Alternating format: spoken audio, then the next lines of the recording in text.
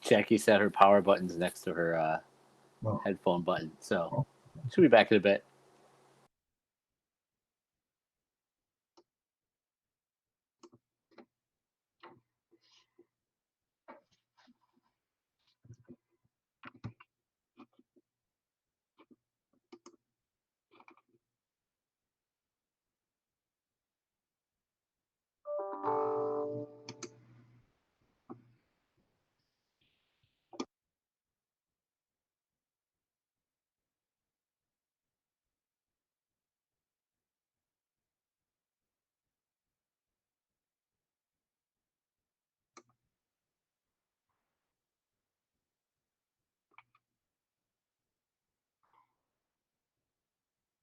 So the live stream has started, just for everybody to know.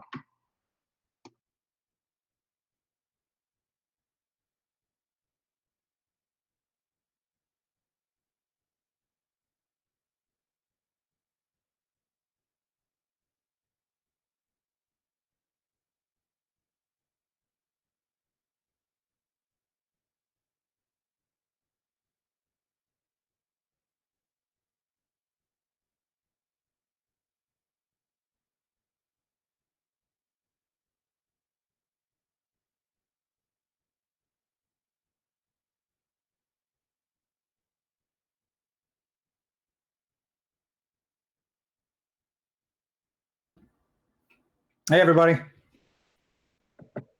Hello. Hi, Mike. Hey.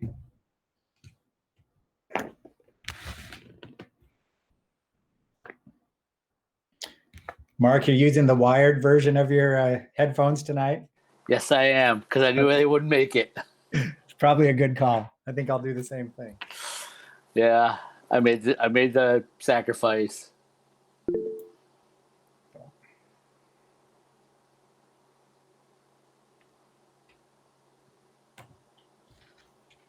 I like how the live stream has a grid view. I know it's delayed, but you know. Oh, Travis came in 10 seconds ago apparently because he's waving on the grid view.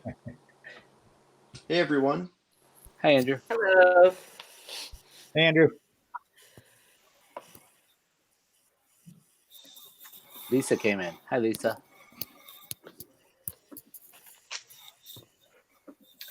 Okay. Can you hear me okay? Yep. Okay. Yep.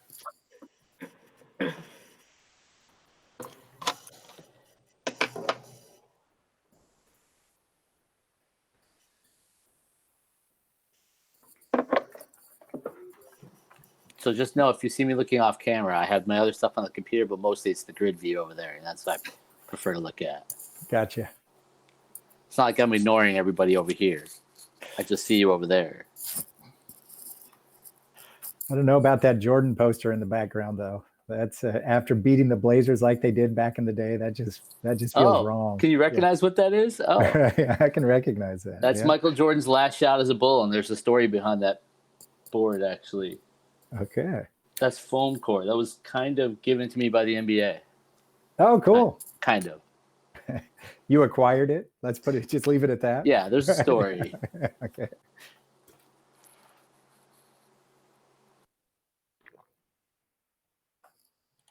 All right, just want to make sure that that's working. Everyone sees the presentation? Yeah. Awesome, Yes, cool, thank you. All right, everyone. It's 5:15. So I am. Let me just make sure I have my agenda up here. Okay, we will call this board meeting into order. And our first item on our agenda today is a COVID update with Mike. All right, very good. Thank you. So a number of things to update you on, and I've been doing a lot of that in the board updates each week. But just to bring you up to speed on some of the latest. So today, Beth and Dale and I had the opportunity to sitting on a meeting with ODE and the other superintendents across the state. And the main goal of the meeting was to share with us the 3-phase plan to reopen Oregon. And what that would mean for schools. And so the bottom line is I think the main takeaway, in fact, they started with a quote from Dr. Fauci that said, you don't choose the timeline, the virus chooses the timeline. And it turns out that is very true when it comes to schools or any public entity. So as you're probably aware, the governor does have a 3-phase plan that would reopen the state. Schools would reopen in the more traditional manner at phase 2. And even at phase 2, that's going to require a number of days of a downward trajectory in terms of the number of cases, as well as how people are responding to those cases. And phase 2 would allow schools to come back in some form. And that the form that takes would be determined by the social distancing guidelines that are still in place, as well as the large group gathering guidelines that are in place. So it feels like, from what was being shared today, like we've still got considerable time to go before we find ourselves in that phase 2 program.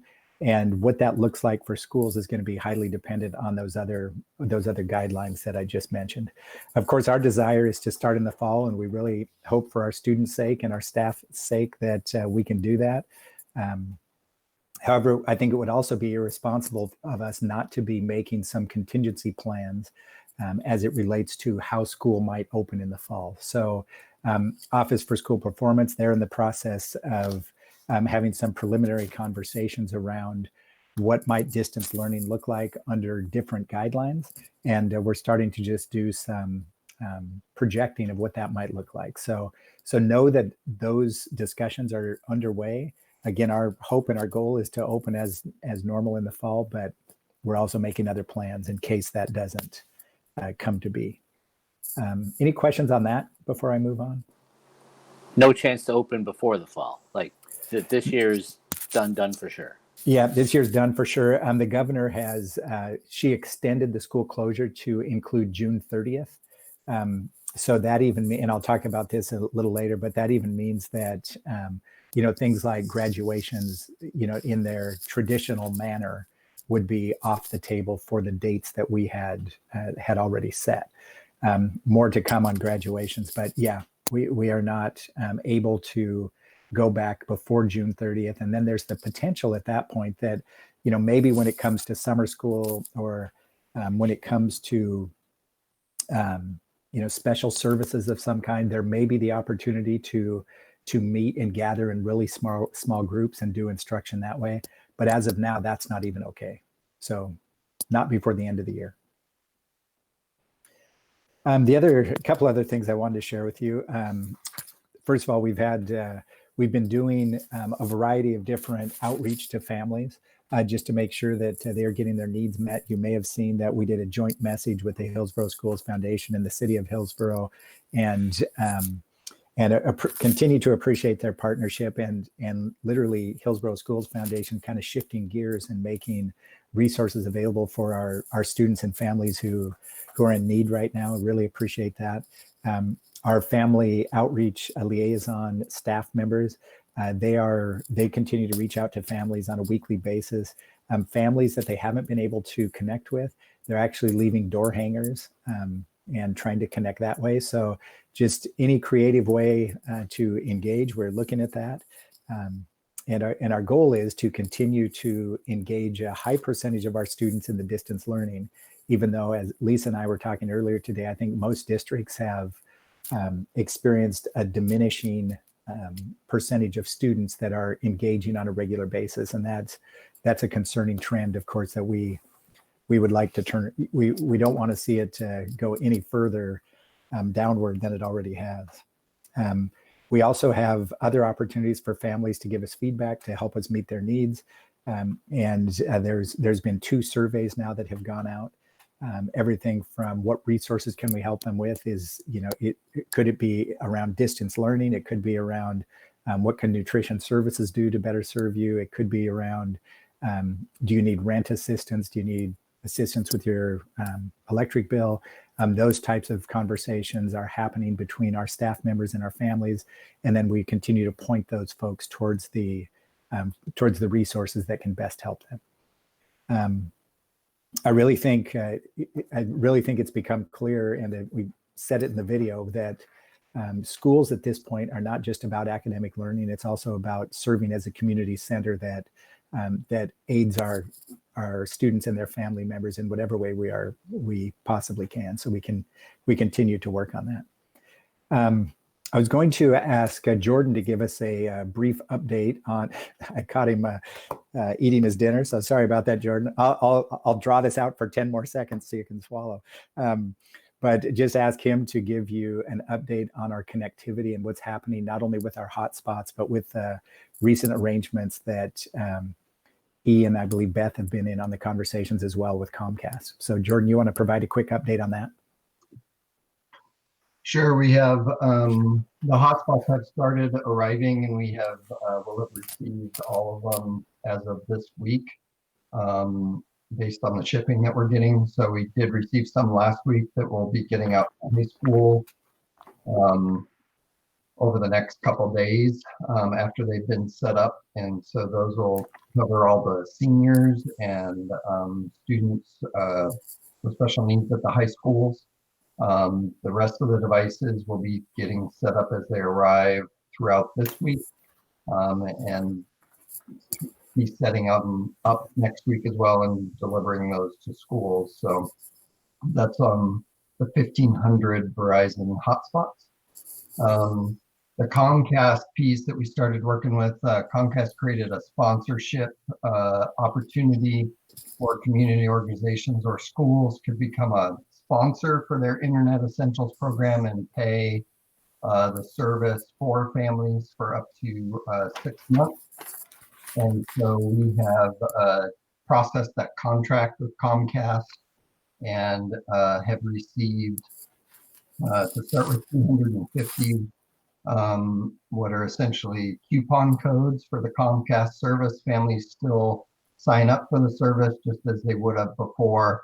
They do not have to enter any type of banking, credit card, or any other information of that matter.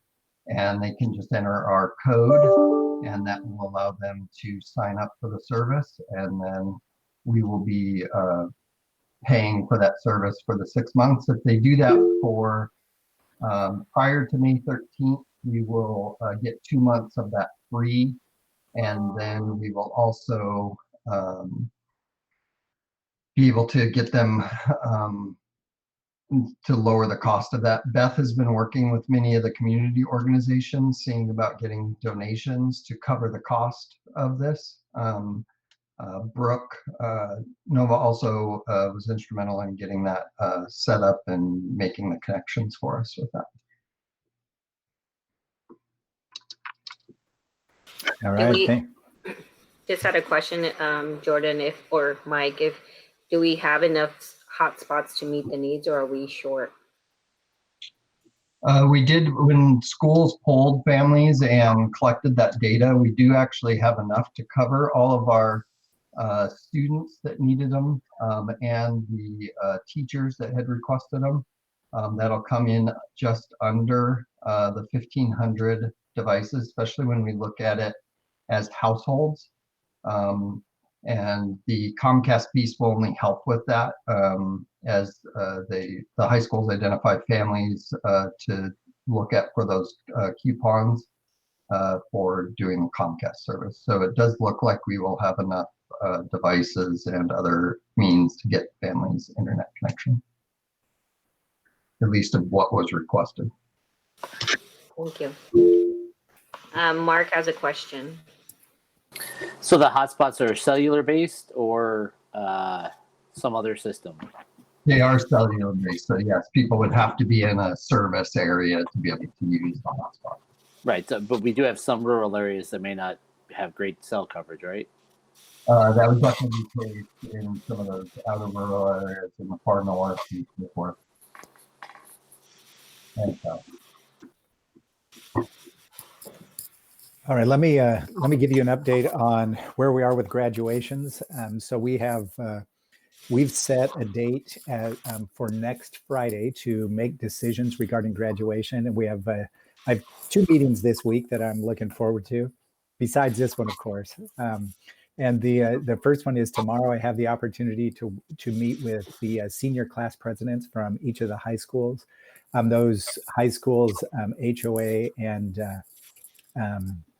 Miller Ed, those schools that don't have senior class presidents, they're sending a student representative to be included in that conversation, and that'll happen tomorrow.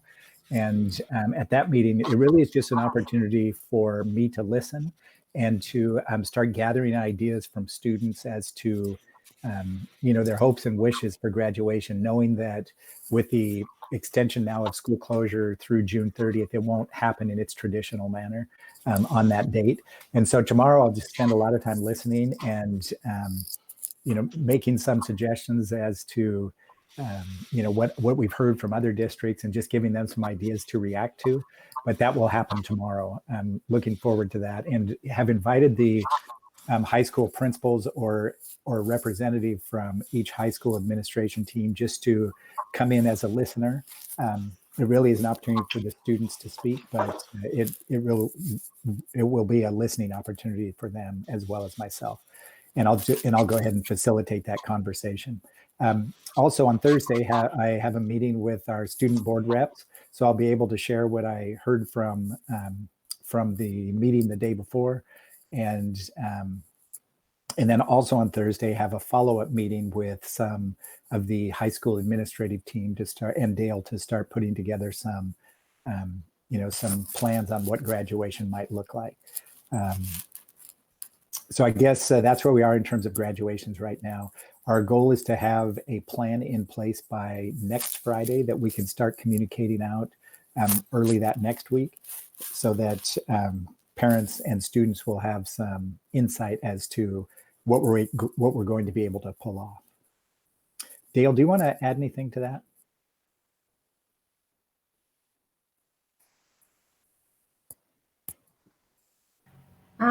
No, I'm excited to hear from the kids. I think we've been looking at different models across the state, and I'm really proud of our high schools for thinking through what's going to be great for everyone, and then also acknowledging the individual differences of the schools.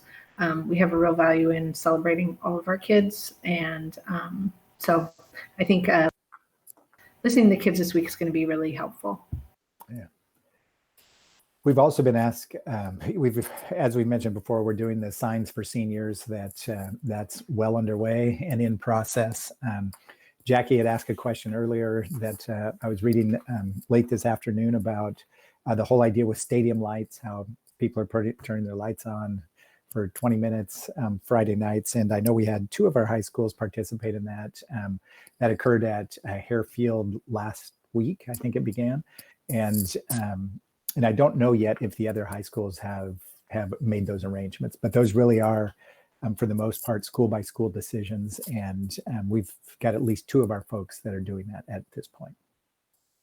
So. All right, so much more to come on graduation. Look forward to the conversations tomorrow and the next day, and doing some planning, because I know that's really at the top of seniors' minds, and as well as the parents. So any questions or thoughts before we move on to the next? Thank you, Mike. Mm-hmm. Okay, so our next item on our agenda is our student investment account update with Michelle, Travis, and Mike. All right, I'm just going to kick us off, and then I'll let the smart people talk. So we have been in the process for the last several months of being very optimistic about a student investment account, what that's going to mean for our district. We've spent, as you know, months planning what we would do with the $16 million that was projected to come our way in terms of student investment account.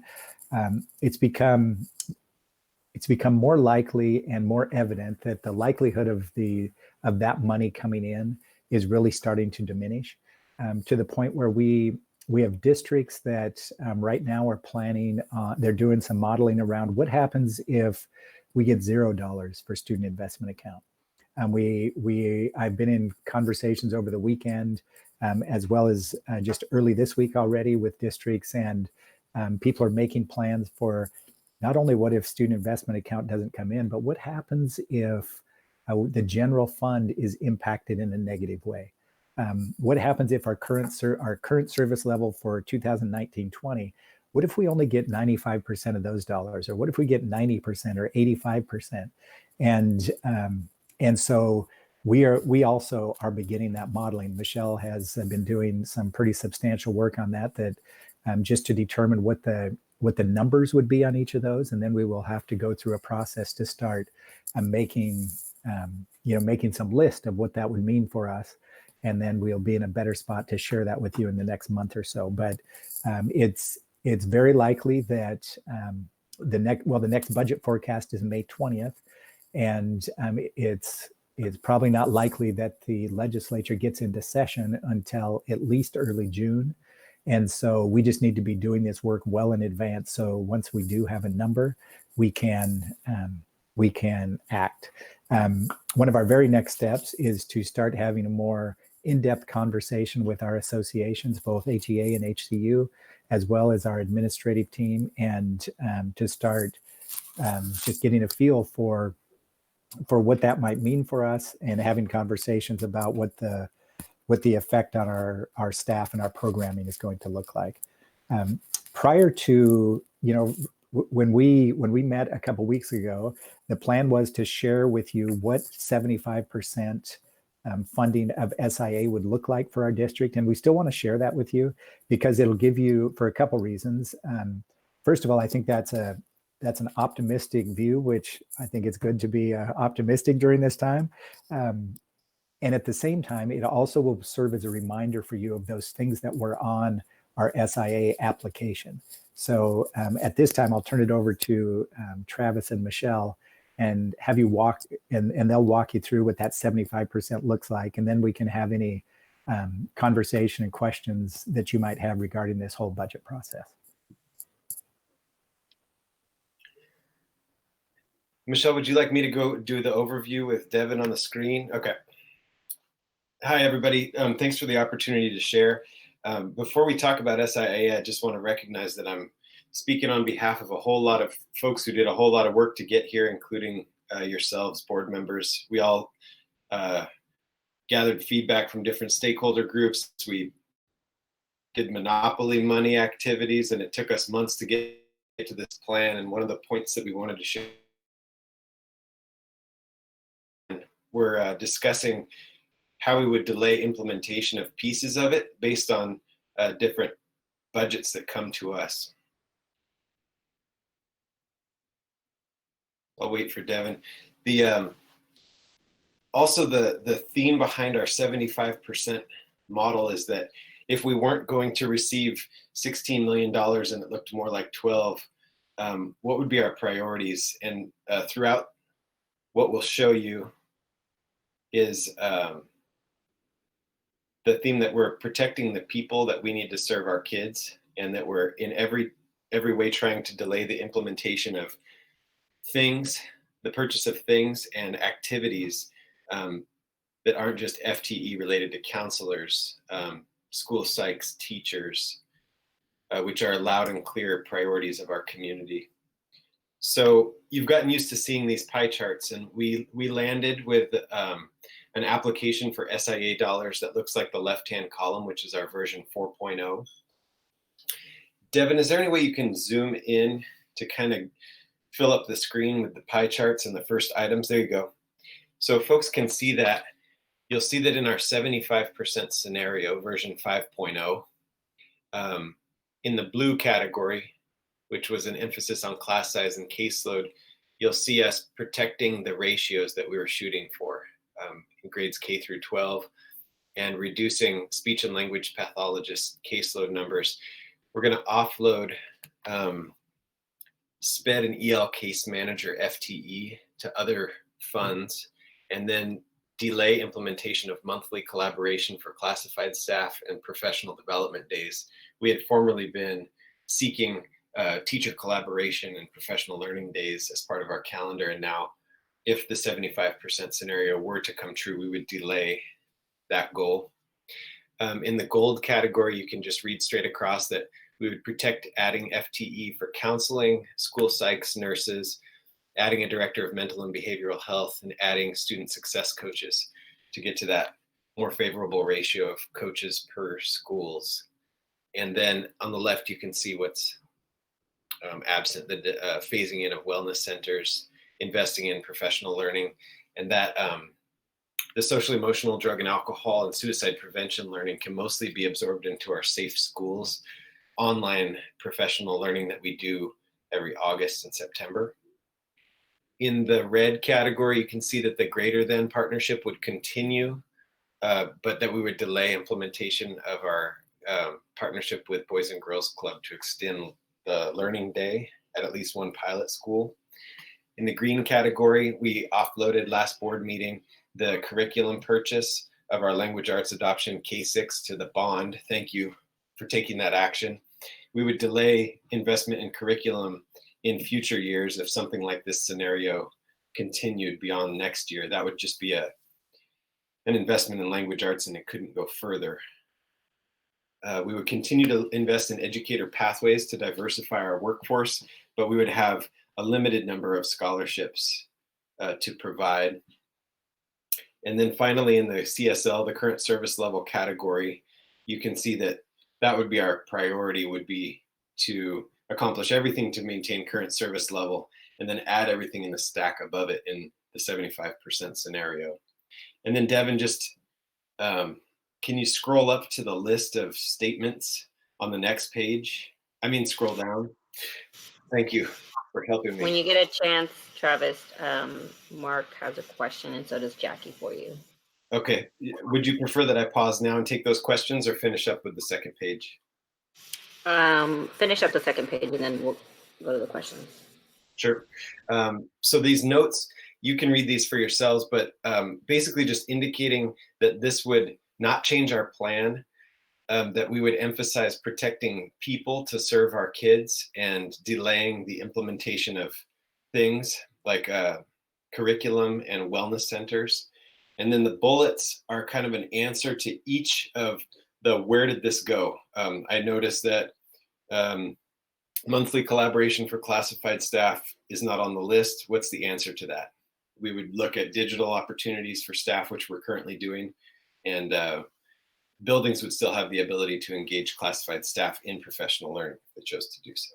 So you can, I was hoping that board members would have talking points to what are the 25% of things that we aren't going to do and what's our answer for those. Appreciate any questions at this time. How much work are we doing on the sort of prep for what if general fund is 95% and SIA is cut? Like, how much before May 20th do we think we need to get some of that work done, or do we just wait till May 20th for the doomsday scenarios? I'll defer to Michelle. Thank you, Mark. So we're, our budget committee meeting is actually May 12th. So we're going to go ahead and propose a budget appropriated at the levels that we have rooted in facts and all of the information we have to date, knowing that we are in the process of creating some scaffold reductions across the border. We are looking at a 0 level of SIA, 5% reduction to the state school fund or our general fund expenditures. We're looking at 10% and 15% too, just to stay in step with what our districts across the state are looking at. And I think what that does is gives us and our legislators kind of a statewide view of the impact at various levels, and we'll be prepared to act on that. We've already had many conversations, and I think Mike's budget message at the budget committee meeting is going to include what some of those actions are, but we haven't had the opportunity to have any dialogues with our unions about those level of reductions, and those are all steps that we need to take in order. So we'll be forthcoming with kind of contingency plans as we create them. And it's not just about the revenue forecast on May 20th. It's also about any action that happens at the legislative level after that to reappropriate funds. The governor can only act globally. She can only implement a percentage statewide across all sectors within state government. And I think that that's something that she's preparing to do. And at that point, the legislature can come together and they can decide how much ed stability funds we're going to access, rainy day funds, different things that they can do to shore K-12 back up. So that's why we're creating a list of tiered reduction strategies at all levels. And if the CAT tax is implemented in full, there's a high likelihood that that will be used in essence to prop up state school fund and to maintain at least partial funding of Measure 98, if not full funding. So there's a whole lot riding on that May 20th forecast. There's just not a lot of information to be had yet. Jackie also had a question. Yeah, can you go back one slide to the colored text? So I just had a clarification question for student health and safety. It says add student success coaches for academics and behavior, and then it's also included down in the CSL. I just wanted to clarify the difference between that. Are we adding current service level keeps us where we're at, and then we're adding, right? Yep. Okay. That's, I just want to clarify that. This is great, Travis. You and Michelle have done an amazing job. Thank you. Team effort. It's a team effort. And I also wanted to assure the board and our community members that all the work that we've done to create this plan was also overlapping with our continuous improvement plan. And those goals that we created out of community values and the needs assessment and the data we looked at for our students and eliminating disparities in achievement, all that work still goes. And those remain our priorities, and all that community engagement, I think, is not a lost cause, and we'll continue to engage in achieving our SIP goals and engaging with community stakeholders, parents, kids, and teachers to move this work forward. So again, I appreciate all the work that's gone into it. One of the things that you may start to hear about is, as Michelle had mentioned, there's the only lever that the governor can pull right now is across the board reductions, so across all state budgets. And as Michelle mentioned, that's likely to occur here fairly soon. Do keep in mind that when that lever is pulled, Michelle, it's a 8.5% is what she can reduce in any given time. But the fact that this would be the second year of the biennium next year, it would mean that it would really feel like double that, because next year we would have to make up twice that. So I think the good news is, if there is any in this story, is that there are SIA funds, there are rainy day funds that can be applied and moved around in different ways, but that will require the legislature to act, and that will happen after the governor makes that move. We got another question from Mark. So have we already received all of our general fund allocation for this half of the biennium, or are we still awaiting payments that could be in doubt? No, this year will be exactly as we have estimated. It's not going to be impacted at all. That's why our conversations have been around a biennial shortfall is all going to land in the second year in terms of state school fund. I think you're going to look at districts across the state having some pretty sobering conversations around budget here from now until it's decided, which I think best case is probably June. And so we just wanted to give you some insight as to just a reminder really of what was on SIA on our radar with that. But we also wanted to start preparing you for I think a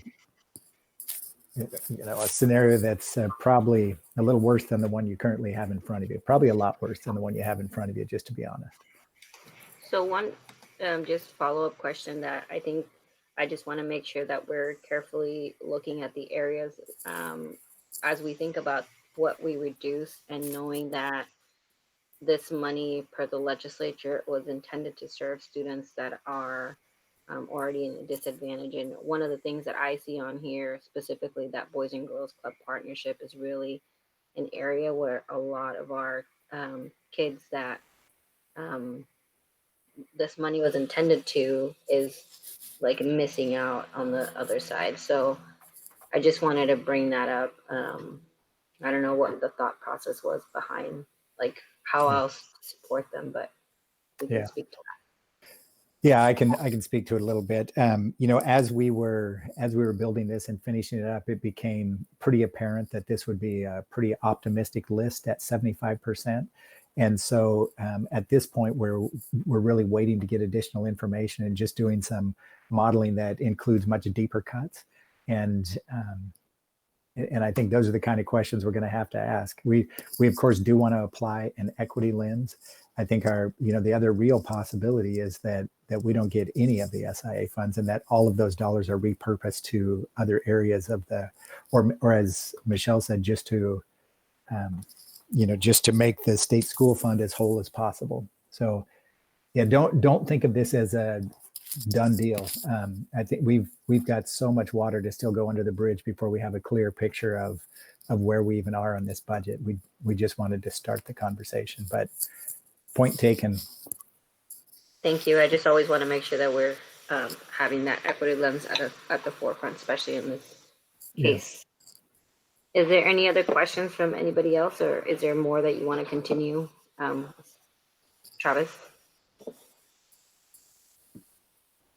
I'm good. Thank you for the opportunity to share. Okay, if there are no other questions, we'll move on to our next item, which is our 2021 calendar discussion with Kana. Devin, can I have you go ahead and share the calendar so folks can take a look at and see? Might want to make it a little bigger. If you could go down to the month over, that would be great. Thank you.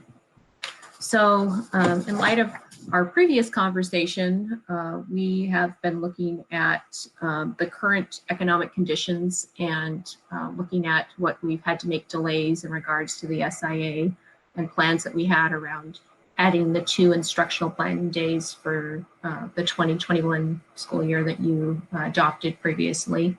And so we have been having a lot of conversation about also trying to keep certain things intact, like class size when we initially had these conversations around the calendar and making a recommendation for amending the 2021 calendar. And so we have made some changes and shifts to return to a 191-day calendar contract that we currently have had this year. And so the changes would be that in October, if you were looking at the former calendar that we had, the 5th was our staff development work day for elementary and staff development for secondary. Now we will go back to having that on Thursday the 8th, followed by a non-contract licensed contract day on the 9th, which is what similar to what we had for the 2019-20 school year. And then if you could go ahead and shift to February, Devin, that would be great. So the adopted calendar had the instructional planning day on the 1st of February, followed by the licensed prep day on the 2nd. And so we've moved that back to delete that instructional planning day. And now we have that day for licensed prep on the 1st. And so because we've added an additional student contact day by changing those 2 days, because we had October as our instructional planning day, the end of the school year will now end on June 17th as our early release. And so one of the things that we have been considering through these conversations just is the incredibly unlikelihood of having the funds to support these 2 instructional planning days. And our community is in a space of unknowns right now. And we think that the calendar provides consistency.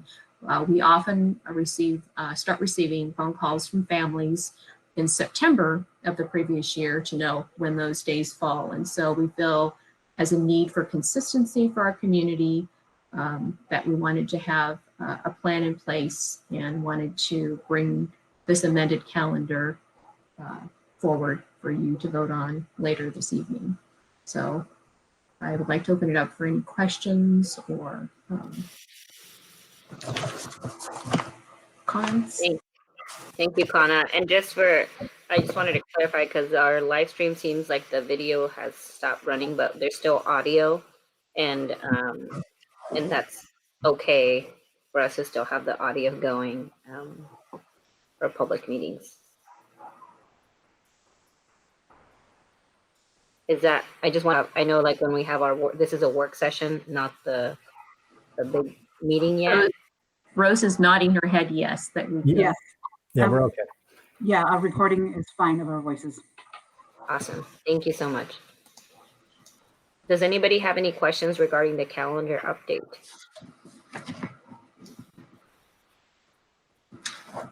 All right, thank you. I'll be bringing this forward for you to vote on later. All right. Thank you, Connor.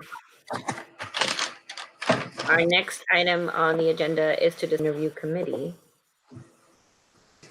which was Jackie and Sheehan interviewed 7 students for our upcoming year to become student reps. The students were also able to chat with our current student rep and talk to them a little bit. I don't know if the students want to share just a little bit about their process and how they felt that went. This is Andrew. I think the live stream or the Google Meet we had with the candidates went fairly well. I should say really well. Obviously, there's a little bit of awkwardness at the beginning with us introducing ourselves and trying to break the ice a little bit. But once we got past that point, it was smooth sails. There were some really good questions asked. And I think we all had a really good time getting to pass our knowledge and wisdom on to the candidates. Anything to add, Maria? No, technically what Andrew said, but what I think helped them a little bit was I think it was Andrew that pointed it out that they get to be in the comfort of their home, so I feel like that's what really relaxed them at the last moment. So it also went, I do believe it went pretty well too. Okay, so we'll move into our interview committee, Jackie and Sheehan. Do you have any thoughts or to share with our broader board? Just that again, we had some amazing candidates. It was really difficult. Eric and I've done this for the last 3 years, and it was difficult to choose. There's so many. They had such great ideas and thoughts. I was very, very impressed. Yeah, I would say for me, it was my first time being a part of that process. And I was just I was amazed by our pool of applicants. Every single one of them had their own flavor and their own personality that they would bring. And so it was a very, very challenging decision to bring forth the 3 that we did decide on. But we are, I think, collectively very confident in the 3 that we are proposing for our board to select. And I was just, I'm impressed, just as Jackie said, about their commitment to serve our students, their desire to be inclusive. And I don't know if we're talking about each individual one, but just their shared and collective experiences that they have, I think will represent the diversity of our student body really, really well.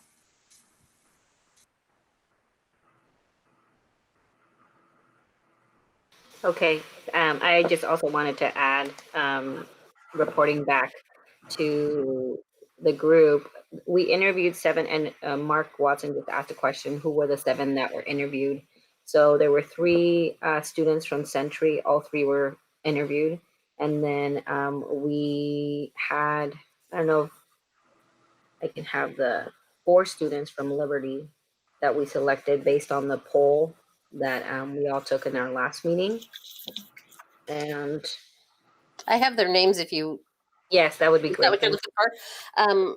From Century, we interviewed Ella Smith, Maya Smith, and Leslie Rios Santos. And from Liberty, we interviewed Ilham, Emily Ortel, Haley Peebles, and Keanu Wolf. I think that's the one. There was one that wasn't able to join us, and I think it was Keanu.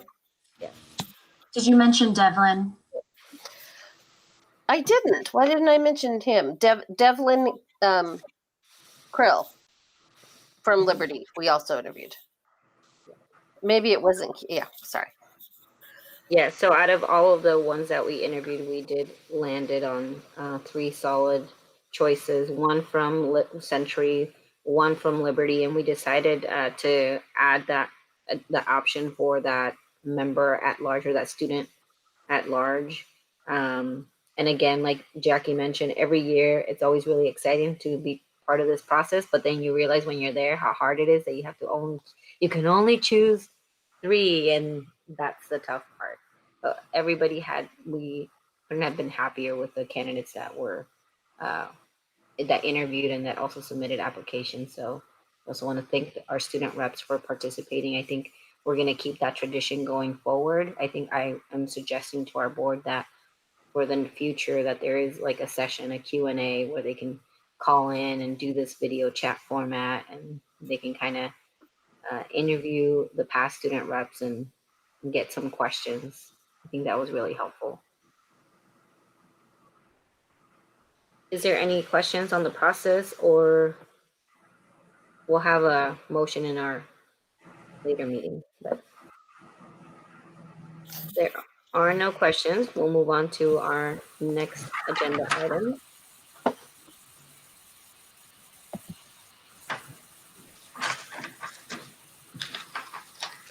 So our next agenda item is our facilities naming process with Casey.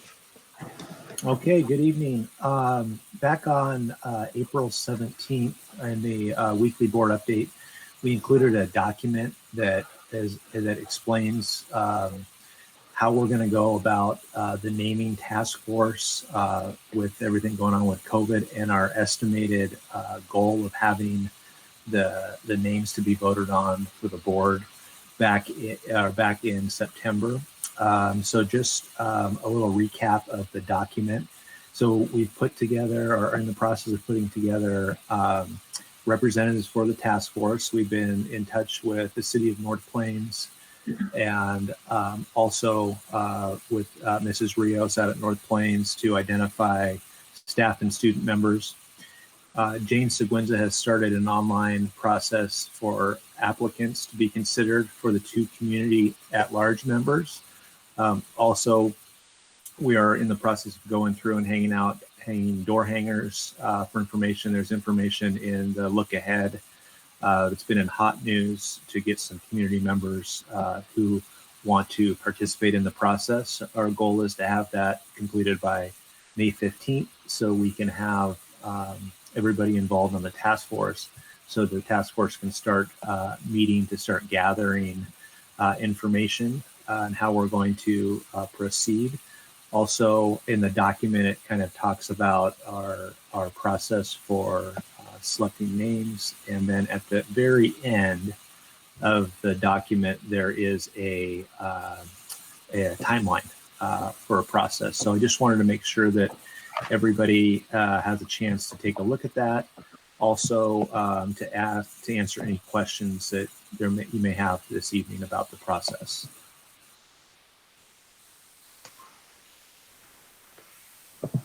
Thank you, Casey. If anybody has a question, let us know. Also, if everybody can make sure that your mic is muted so we don't get any background noise while you're not speaking.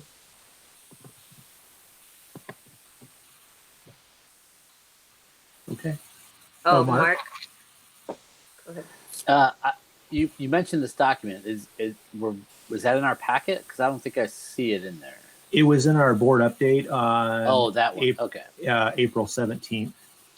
Okay. It would have been it was in the packet for the meeting, the previous work session where we ran out of time. Right. Casey, is it possible for you to share that? Oh yeah. And then you have a question from Jackie and then Andrew. Okay, Jackie. Sorry, had to unmute. Oh, so there are two options to consider, right? Moving forward virtually or pushing it back into the summer. So are we?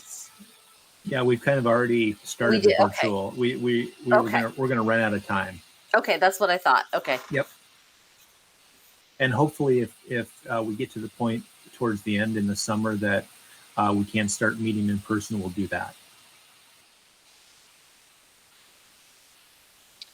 Is it possible that the student reps could get a copy of the forum or the document that everyone's talking about, since we do not get the Friday updates? Okay. Rose, would you be able to forward that to them? Okay. Thank you. Any other follow-up questions? Mark?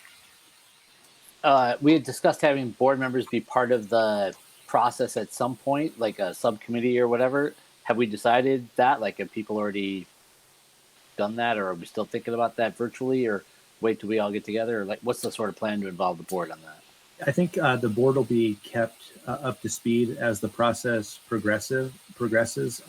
Since this is a superintendent's task force, there isn't a board rep on it, but we will be providing board updates unless Mike has anything other to add on.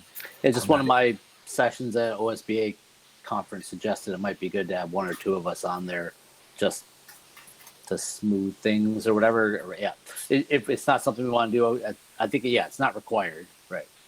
So the plan that we had talked about was to have it be a superintendent committee, and then the final names come to the board for a final decision.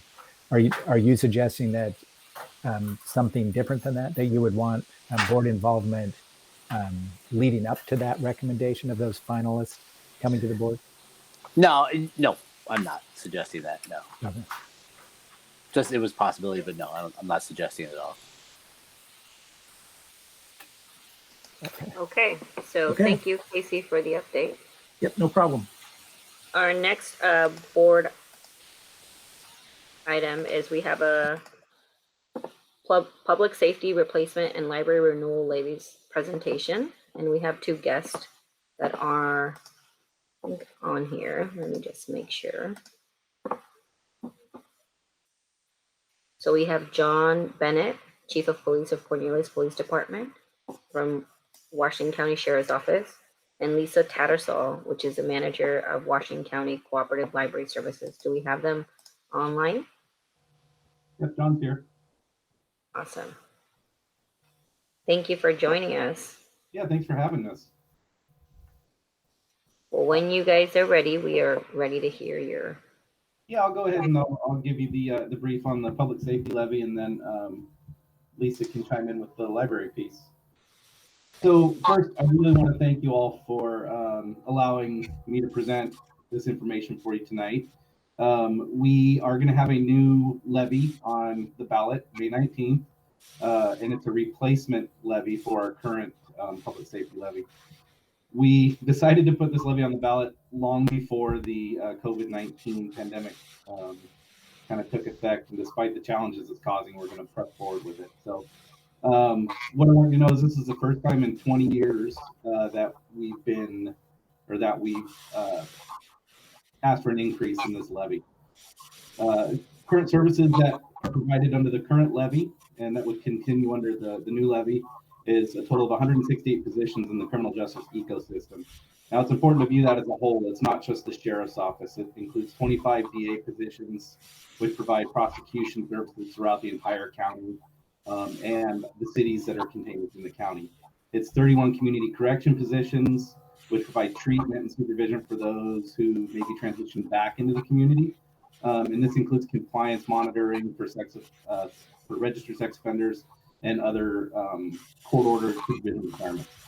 It includes 11 juvenile department positions that focus on breaking that cycle and getting youth clients the services that they need. It also includes 101 sheriff's office positions, which provide countywide services and investigations, forensics, some of our special teams. One example of the special teams that we have is our mental health response team, MHRT, which partners a deputy with a trained professional mental health responder who are able to work together and provide immediate medical and mental health assistance and services rather than just arresting folks and taking them to jail.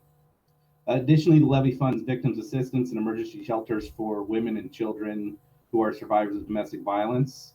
And we partner with, and it also funds spots at the DVRC, the Domestic Violence Resource Center, the Community Action, Family Promise of Washington County, Good Neighbor Center, Safe Place Youth Shelter, and the Family Justice Center, just to name a few. If this levy that we're proposing passes, it's a 5-year levy, so we're forecasting for growth in the criminal justice ecosystem as a whole, not just for the next year or so. It would add a position, a deputy district attorney to the DA's office, and it would increase funding for the prosecution of child abuse and child pornography cases. It would add 4 positions to parole and probation. It would be responsible for addressing, those positions would be responsible for addressing the increased domestic violence related caseloads, which have increased 36% over prior years. Washington County Jail would also be funded. It funds one complete pod in our jail. It's 56 beds, and it would add 4 additional jail deputies, which would allow the jail to operate at full capacity and reduce early release of offenders. It would provide additional juvenile services. It would allow us to contract services with community-based organizations to divert juvenile offenders out of this criminal justice system when appropriate and on a case-by-case basis. And we estimate right now that it would be 1,000 youths throughout the span of the levy, the 5 years, that will be diverted out of the criminal justice system that will be eligible to enter some of these contract community-based organizations that I talked about. It would provide support to the homeless and houseless community. There's been a huge increase in the demand for homeless shelters. Temporary shelters have seen a 70% increase in use over the past 3 years. The levy would provide 2 positions to assist with finding more stable, permanent housing for houseless community members and families, including survivors of domestic violence. There is an economic impact, of course. Again, this is the first time in 20 years that we've asked for an increase. The proposed levy would have a 5-year fixed rate of 47 cents per $1,000 of assessed value on property. This would be an increase of 5 cents over the current levy that's in place per $100,000 of assessed value. In 2021, typical homeowners, based on an average of assessed value of $300,000, would pay $141 a year, or about $20 more than what the projection for 2020 would be. This assumes an average assessed value, not the market value of $300,000. Tax due in future years would depend on changes to assessed value, of course. So if the levy doesn't pass, you would see a decrease in property tax of about $126 a year. There would also be a reduction in services in Washington County affecting prosecution, law enforcement, supervision, corrections, and emergency shelters, which would likely begin in 2021. We would no longer have the funding for 168 positions that I mentioned in the juvenile department, for homeless outreach, in the DA's office, in the sheriff's office, and in the juvenile department, and community corrections as well.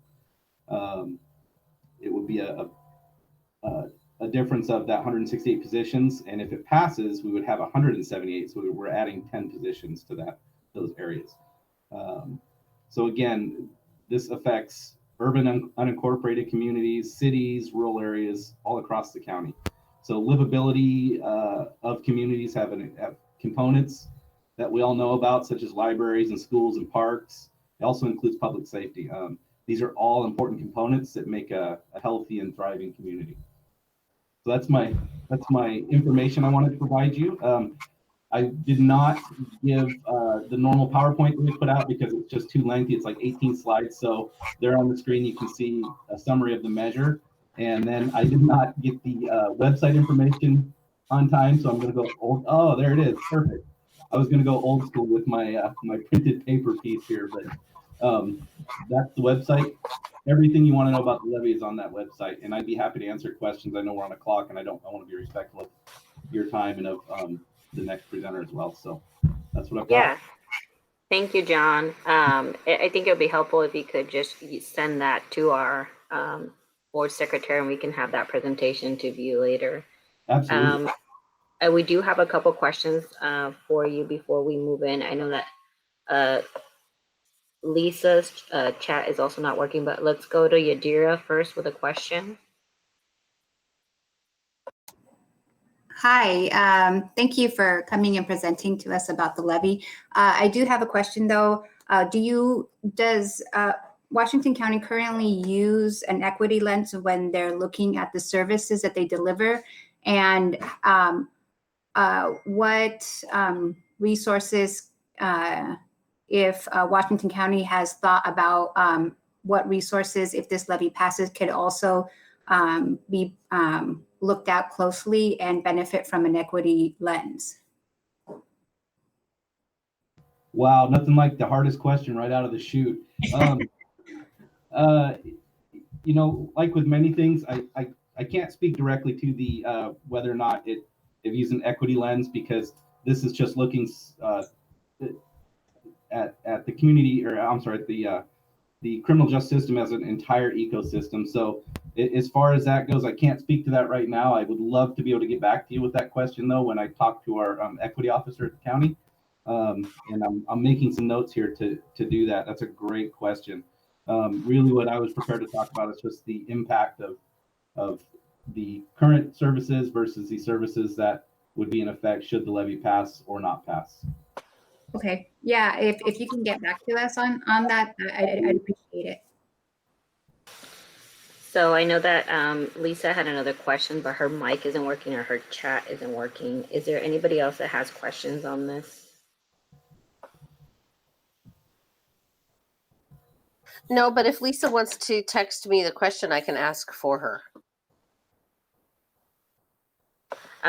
I think the other question, I think back to that same kind of equity piece, one of the things that we're working hard in our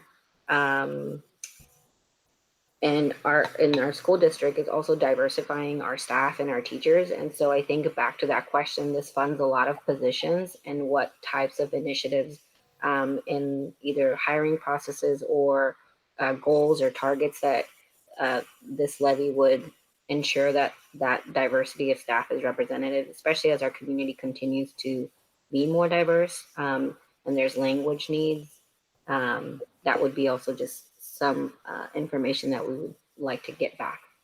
Sure, absolutely. Yeah, I can tell you from just from the sheriff's office point of view, equity is equity, inclusion, and diversity is huge right now in our recruiting, and that's one of the main factors in our recruiting that right now is diversifying, having people in uniform or working for the sheriff's office that mirror the community. It's very important to us right now. It's a very, very important recruiting tool that we're using. Thank you, John. Does anybody else have any questions before we move on to our library prisoner? I think Lisa came back. Yeah, I think her chat isn't working, but we can follow up later, and she can text me if she has any questions. So with that, let's move to our next presenter, which is Lisa Tattersall with the Washington County Library. Hi, everybody. Can you hear me okay? Yeah. Yay. Thank you for the invitation to join you all to share information about the proposed levy for countywide library services. My name is Lisa Tattersall. I'm with Washington County Cooperative Library Services. Let me start here. Okay, so about 40% of WCCLS's funding comes from an expiring local option property tax levy. Oh, and if you want to click to the next slide, that would be awesome. Thank you. If passed, Measure 34-297 would renew a 5-year levy that will expire in June 2021 at the same fixed rate of 22 cents per $1,000 of assessed value. The renewed levy would also provide about 40% of WCCLS funding, and it would run from July 2021 through June 2026. A renewed levy would maintain current levels of countywide library service for another 5 years. I should add that we are hard to have closed the libraries during this COVID crisis. We had to do so for public safety, and so we look to reopening and providing that normal level of service in the future. Next slide. So if The Measure 34-297 would provide funding to maintain open hours for libraries that serve all county residents, including libraries in Aloha, Banks, Beaverton, Cedar Mill, Cornelius, Forest Grove, Garden Home, Hillsboro, North Plains, Sherwood, Tiger, Tualatin, and West Slope. Our library saw 3.8 million visits in the fiscal year 18-19. The next slide talks about how levy funds would be used to support children's reading events. They average about 285,000 participants each year. This includes things like annual summer reading programs for kids and literacy programs for preschoolers. In addition, libraries would provide reading and learning programs for students, including online homework and tutoring services for all kids in Washington County. The measure would also provide funds for the purchase of ebooks, regular books, and other materials that are available to all library users.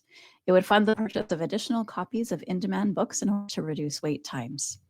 The funding also provides online access that allows users to reserve books that can be picked up at any library. Last fiscal year, WCCLS library users checked out over 11.2 million library materials countywide. Measure 34-297 would allow libraries to continue to provide information and instruction to assist those looking for jobs or career development. Job seekers could continue to use library computers and internet access to apply for jobs and access learning tools for career development. Measure 34-297 would maintain central support and services, which include things like the following: central sorting and book delivery between 16 libraries 7 days a week, allowing all county residents to access the shared collection of 1.6 million books and other materials, a shared library inventory management and an online request system, our WCCLS.org website and shared library events calendar, as well as book deliveries to county residents who are homebound or living in care facilities. In terms of taxes, the proposed levy would maintain a fixed rate of 22 cents per $1,000 of assessed value from July 21 through June 26. In 2021, typical homeowners with an assessed value of $300,000 would pay $66 a year. If the levy does not pass, reductions in service levels would likely occur, including reductions in hours, book purchases, and events, as well as reductions in countywide services such as the countywide online catalog and book delivery, and homeowners would also not be assessed a tax of 22 cents per thousand.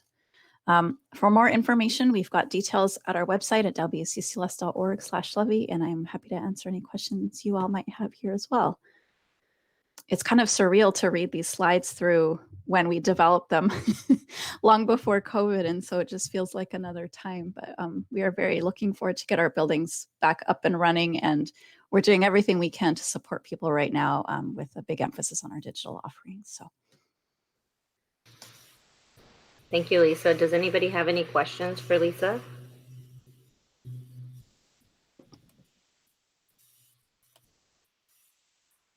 I think it's only fair we ask you the same questions regarding applying an equity lens to your service delivery, especially how the library does a lot of programming and tends to serve a lot of our families that have, I think we have so many languages spoken in our communities. Hundreds, There's a lot of yeah. different needs.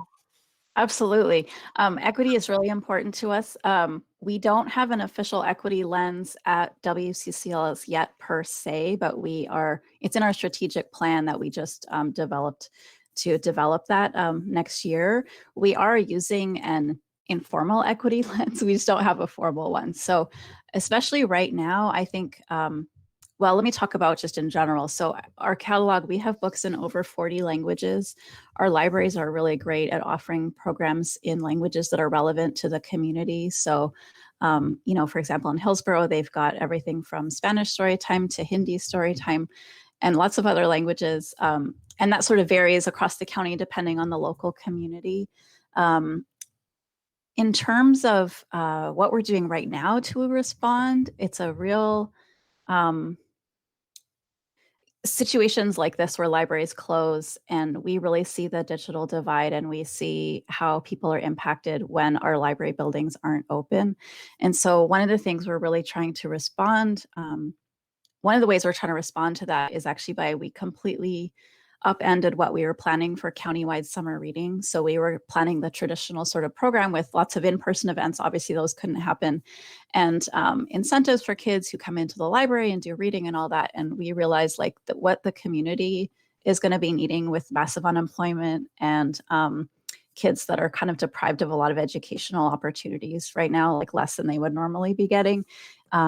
What we've decided to do is actually just throw regular summer reading out the window. And we're working right now really hard to find summer meal sites for kids, partners that we can actually distribute free new away books that we're purchasing, as well as like little take and make kits and stuff like that. So making sure that the kids who are in most need in our community for access to books will be getting it this summer. So that's just one of the ways we're trying to apply an equity lens as we go through this crisis in particular, and as we move forward, because a lot of kids have, you know, they're fortunate they've got families who have lots of iPads and all sorts of devices, and they can connect to our great ebook and digital collections and all of that good stuff. But for kids who don't have that family support, or maybe they don't have that all those devices and all that internet access to print books is really important. And so we're really proud to be able to sort of partner with those meal sites to get just print books in kids' hands this summer. Hey, Lisa, let's plan on connecting offline, because we are looking at expanding our lunch services through the summer in a broader way. And so I think we have an avenue that would really assist you in this. So I'm so excited. That's great. We're currently, I believe the number now is we're providing 4,000 meals a day to our students. And traditionally we would scale that way back during the summer months, but given the situation we're in, we're looking for ways to continue to keep that moving forward. So I'll connect you with the right folks, and we can have a conversation about that. So please reach out and we'll get. I will. That. That's fantastic. Thank you so much. Yeah, we're just scrambling right now to figure out where the summer meal sites will be and who wants to partner. So this was perfect timing. Thank you. Very good. This is great.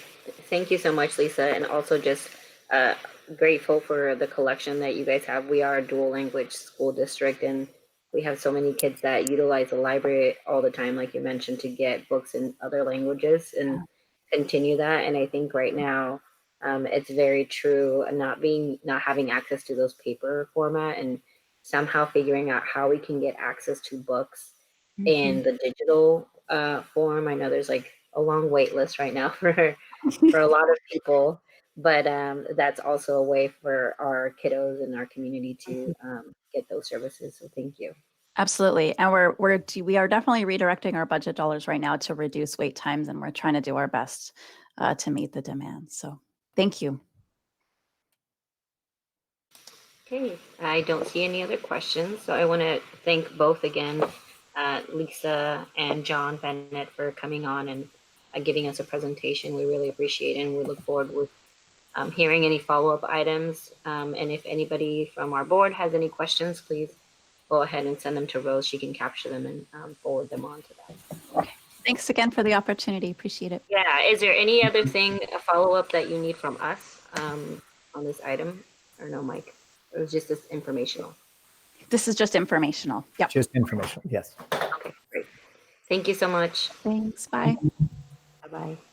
Okay, so our next item on our agenda today is a healthy and safe schools plan. Yeah, if you guys all remember a few years ago when the legislature passed SB 1062 on the heels of the lead water issues that were coming about, it requires school districts to complete their HAS plan, Healthy and Safe Schools plan. Part of that requirement is to make sure that our school board annually approves that plan. And this one has been approved previously, and this is getting ready for the next round of the plan. It's quite lengthy document. It's in your packet.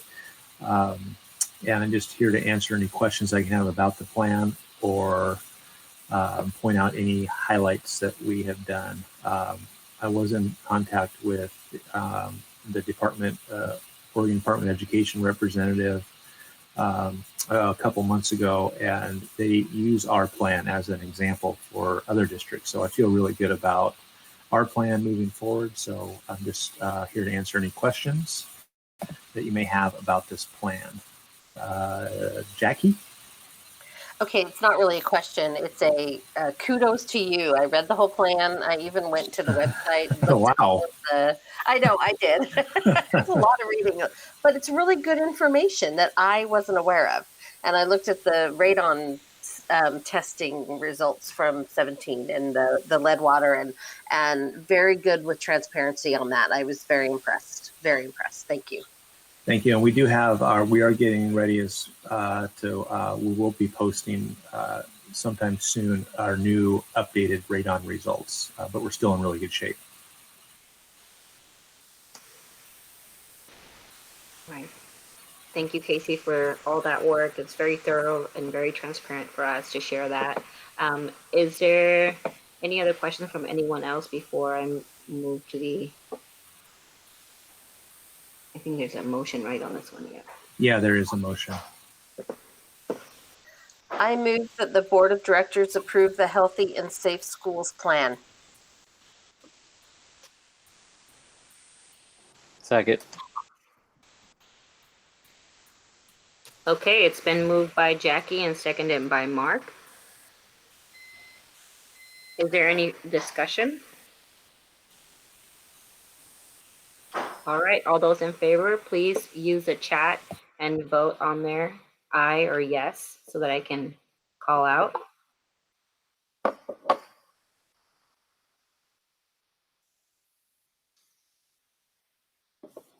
Okay, voting yes is Jackie Spross, Lisa Allen, Mark Watson, Sheehan Kim, Yadira Martinez, Martin Granum, and myself.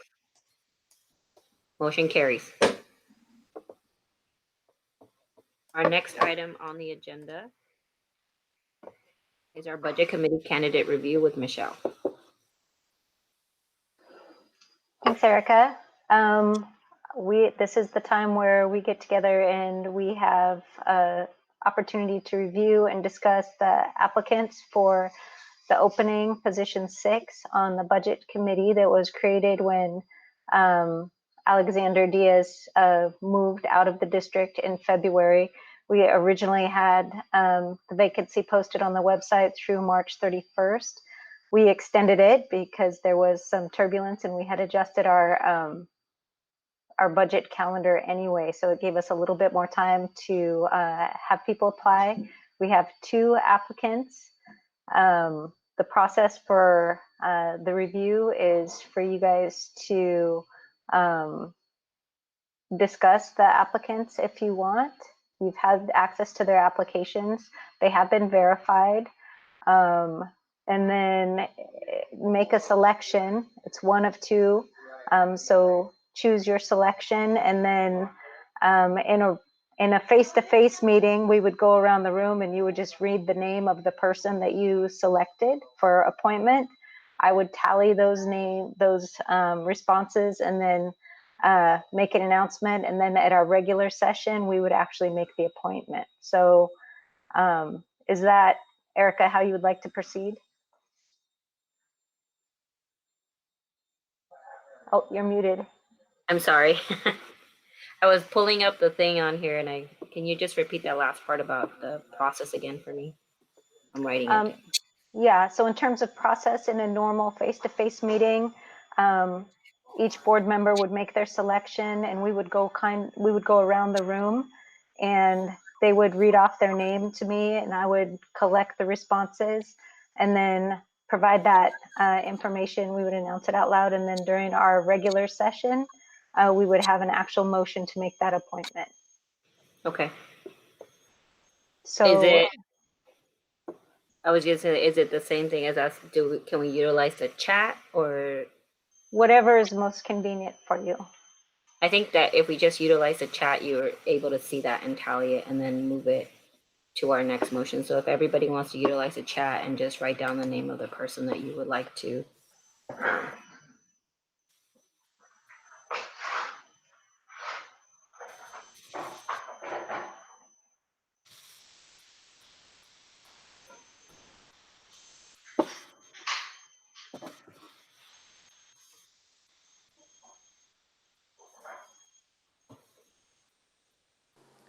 While we're chatting, I just would say that I wish we had room for both because they're both exceptionally qualified.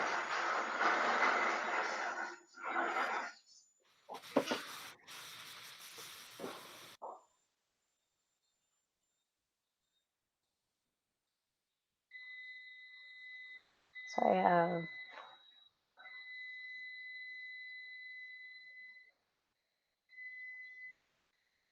Okay, it looks like you have all 7 of us on there. And we have 1, 2, 3, 4 votes for Monica Uribe and 1, 2, 3 votes for Christine Adam Weinberg. Okay. That's my count as well, Erica. Thank you. Thank you. And so we'll move that appointment forward during regular session. Sounds great. Thank you. Our next item on the agenda is our CCAC end of year plan. And there is a sample motion, a motion. I was reading the agenda on that one, just an FYI. Travis, go ahead when you're ready. Thank you. Just briefly, in working with a team of staff and Rebecca Nelson, the chair of the CCAC, to map out the end of the year, we recognized that we had accomplished all of our business for the year, including supporting the board with language arts adoption and a number of course proposals. We decided that we would do right by the team and staff to host a final meeting on June 1st and do our end of year self-census where we look at our demographics and how well we represent our community and provide information to the board on where we need recruitment in order to round out our team to be representative of the community, and to do a celebration of our work. And then right before we decided to go forward with that plan, I thought to myself, this is actually the board's committee, not our committee. And so I wanted to seek just a blessing from the board to cancel our May 4th meeting and then host our June 1st meeting as regularly scheduled to round out the year.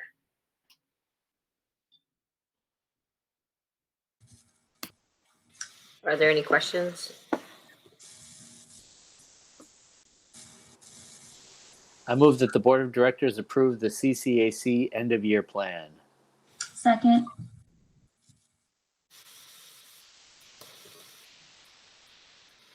Okay, so it has been moved by Mark and seconded by Sheehan. Is there any discussion? Jackie, did you have a discussion item or are we just ready to vote? I'm voting. Okay, so all those in favor, please signal by typing yes or aye in the chat.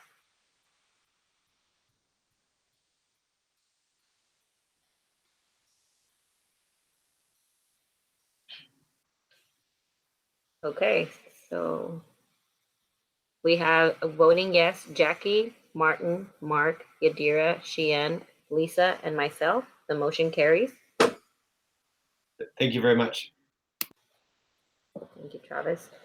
Our next item on the agenda is actually, we're going to take a recess. So we finished early, so we get to take a little break, everyone. And then we will be back at 7 for our regular session. Is it the same link, or do we leave this link and go to a different link? Same link. Same link. Okay, thanks, Rose. All right. Thank you, everyone. See you in a bit. Thank you.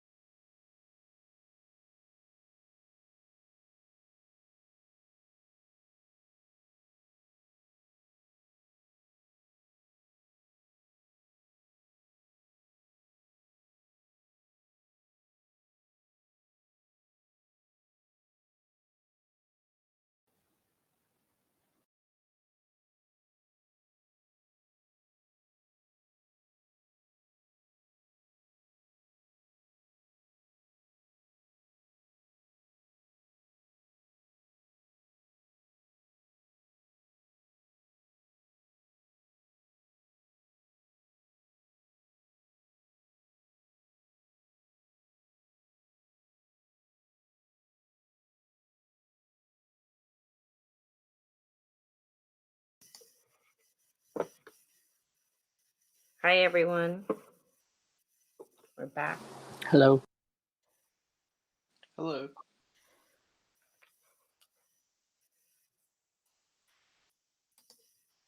Change my view here. I think we might be missing she, and I don't see her. Okay.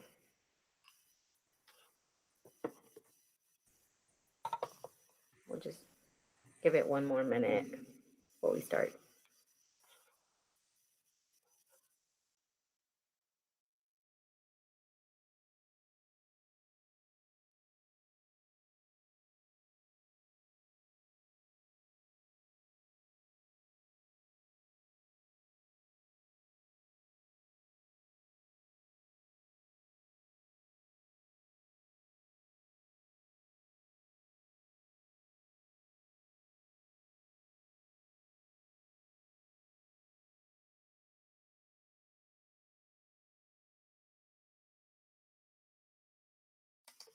Looks like we're all here. Let's get ready to go.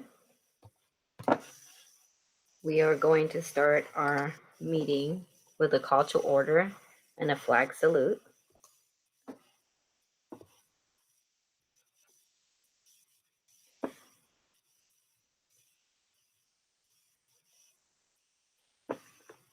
Devin, if you could please display the flag. Thank you. I was like, it's fighting me. Give me a second.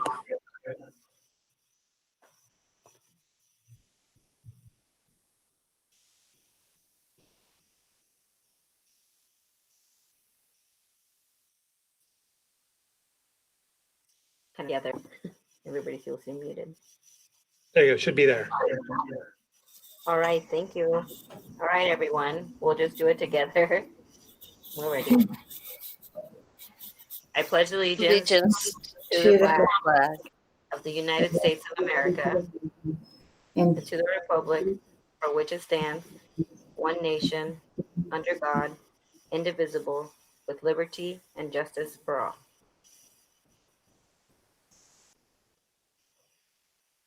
Thank you, Devin.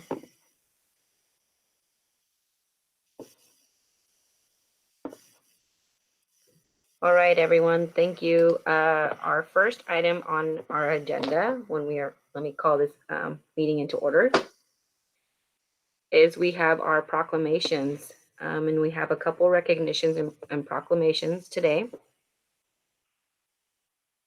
And I will start with our very first one, which is our Teacher Appreciation Week. And I will read it as follows. The Hillsboro School District celebrates teachers who keep American democracy alive by molding future community members through guidance and education. The Hillsboro School District honors teachers who are constantly learning so they can adapt to the ever-changing needs of a diverse population in order to open students' minds to ideas, knowledge, and dreams that reach beyond the limits of their present circumstances. The Hillsboro School District thanks teachers who contribute to the growth of our city, state, and nation by providing high-quality, equitable education to all students. The Hillsboro School District recognizes that teachers spend countless hours preparing lessons, evaluating progress, counseling and coaching students, and performing community service. The Hillsboro School District salutes teachers in their work to inspire students to discover endless possibilities for success. The Board of Education of the Hillsboro School District do hereby proclaim the week of May 4th through the 8th, 2020 to be Teacher Appreciation Week. We urge all community members to join us in recognizing the many contributions and achievements of teachers to the development of prosperity of our community. Thank you, teachers.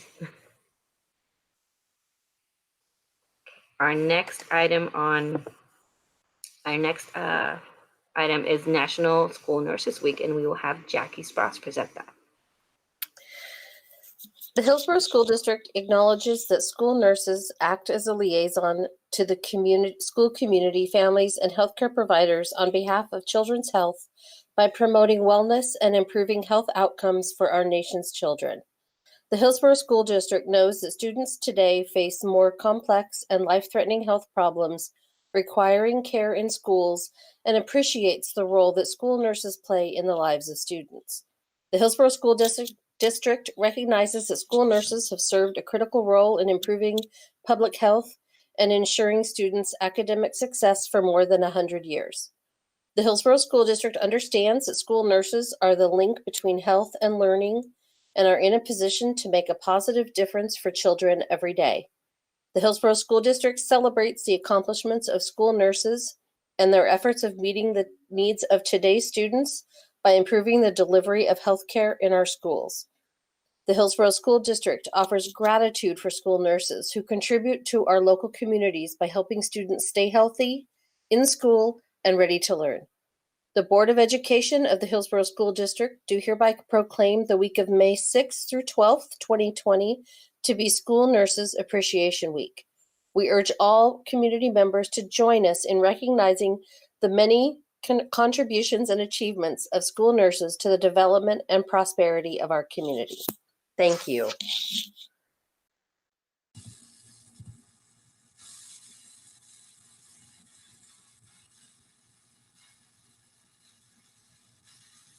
Erica, you're muted. Thank you.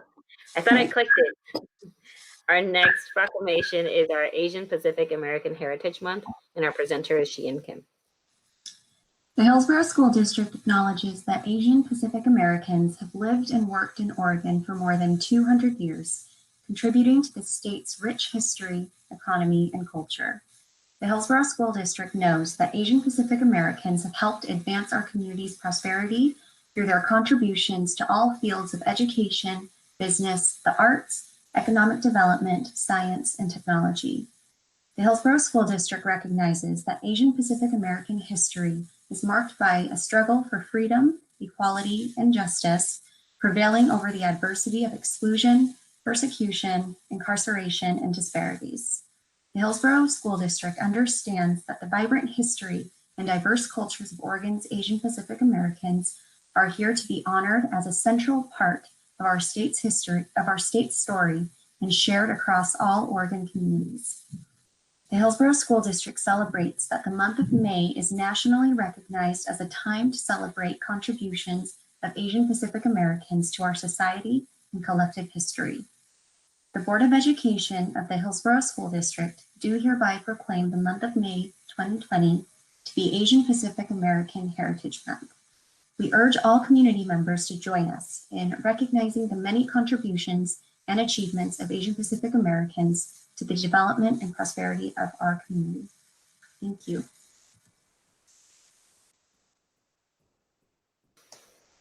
Thank you, Sheehan. Our next proclamation is our Mental Health Awareness Month with Yadira Martinez.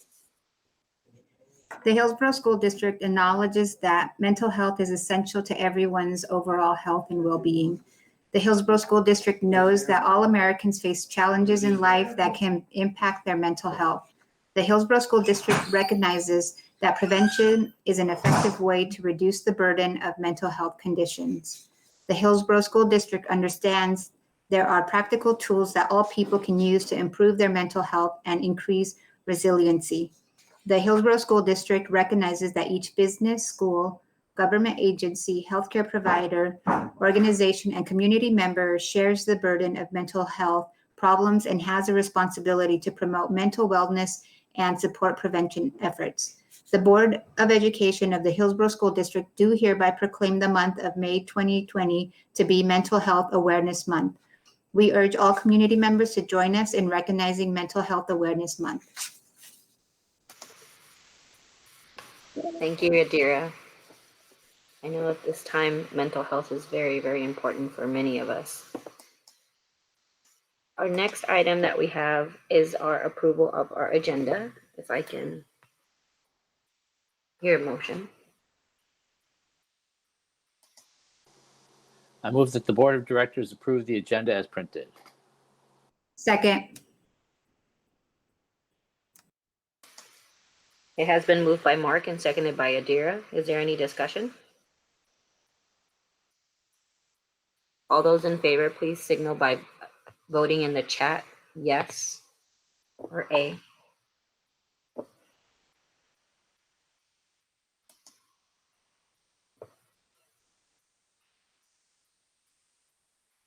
Okay. Yes votes are Lisa Allen, Sheehan Kim, Jackie Spross, Mark Watson, Yadira Martinez, Martin Granum, and myself. The motion carries.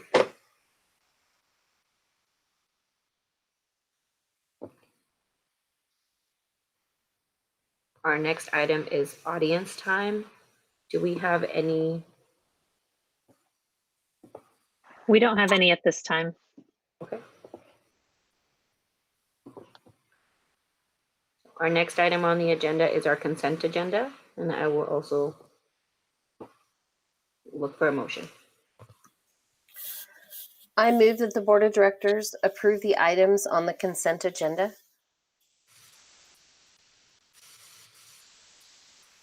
Second. Okay, I think I heard Mark first, so it has been moved by Jackie and seconded by Mark. Is there any discussion? If not, all those in favor, please signal by voting yes or A on the chat.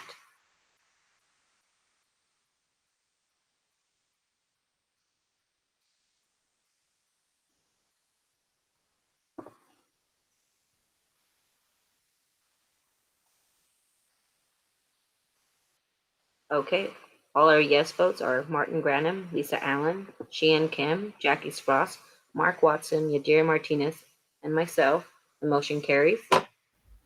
Erica, can I make a comment here? Yes. So a year and a half ago, the board, maybe longer, set out to update all the policies, and this represents the last group of policies to go through to get current. So that is a big deal because there's, as you know, hundreds of policies to go through. So at this point, what happens is on a quarterly basis, we get updates from OSBA, and then we will bring those to you broken down just in monthly allotments. We'll just start back through, and all of those that have changed since we started this process, we now start back through, and it's a much more manageable process. So your commitment to getting through these and holding us accountable to getting through them, I think was well-placed enthusiasm, because it's good to have these up to date. So just didn't want to let that moment go by without letting you know that. Thank you, Mike. We have a question from Jackie. Actually, we have a shout out to Val previously, Rose now, the entire staff and cabinet who I know this put a lot on your plate too. So thank you so much. Oh my gosh, that is such a great feeling.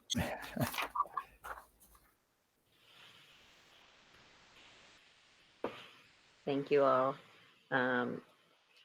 We will move on to our next item in the agenda, which is our action items in section F.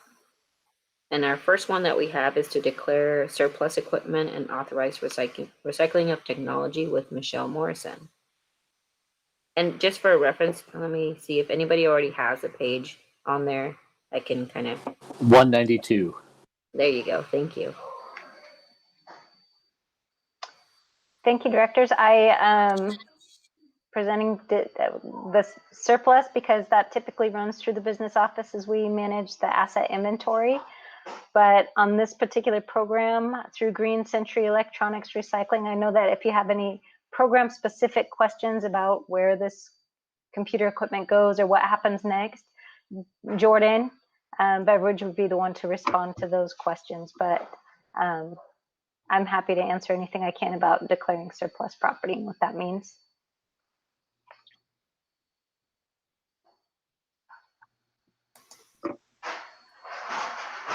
Thank you.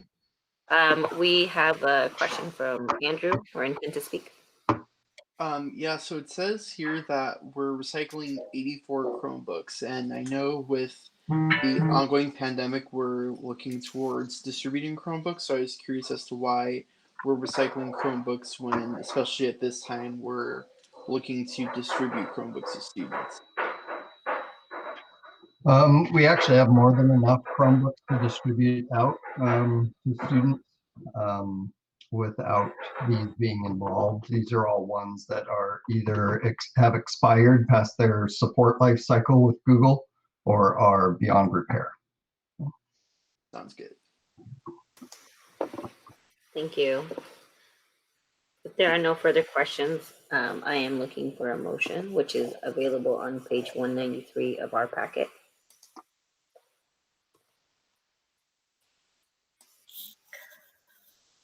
I move that the Board of Directors declare the obsolete technology identified above as surplus and authorize recycling of this technology through Green Century Electronics Recycling.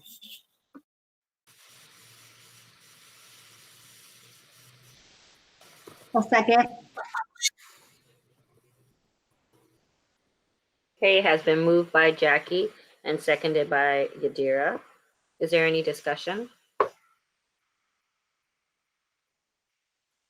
Okay, seeing no discussion, if you will vote by typing in the chat yes or aye, and then we'll read off the votes. Okay, voting yes is Martin Granum, Mark Watson, Sheehan Kim, Lisa Allen, Jackie Spross, Yadira Martinez, and myself. The motion carries.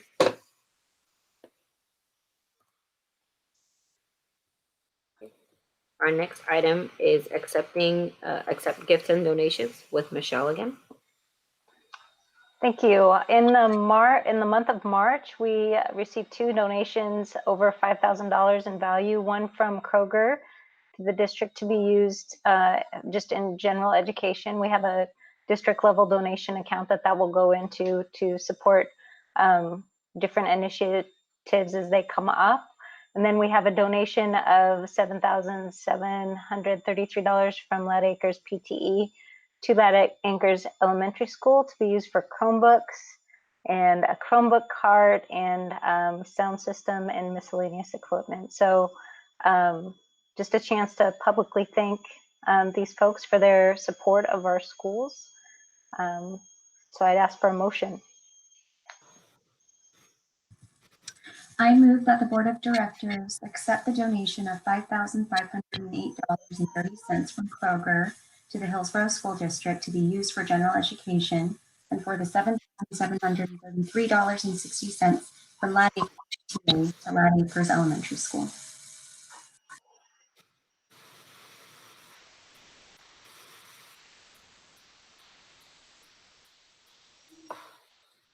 Second.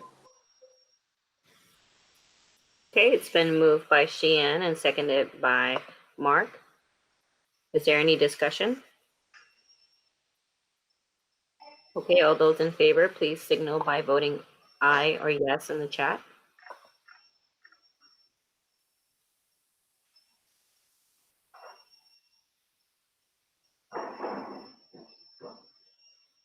Okay, all our yes votes are Martin Granum, Sheehan Kim, Yadira Martinez, Mark Watson, Jackie Spross, Lisa Allen, and myself. The motion carries. Thank you. Our next item is our budget committee appointment with Michelle again. So thank you. As you know, in the work session, we went through the process of selecting a committee appointee from 2 applications that came in. The tally was 3 votes for Christine and 4 votes for Monica Uribe, which makes her the eligible appointee for the committee. So I would look for a motion for Monica Uribe to be appointed to position 6 on the budget committee. I move that the Board of Directors appoint Monica Uribe to the Hillsboro School District Budget Committee, Position 6, expiring June 30th, 2022. Second. Okay, so it has been moved by Mark and seconded by Yadira. Is there any discussion? Well, I just want to acknowledge our applicants and just the fact that we have still interest in committees, and even at this time, it's really exciting to still have people volunteering their time, even under these circumstances. So we're very grateful to receive community participation in all of our committees.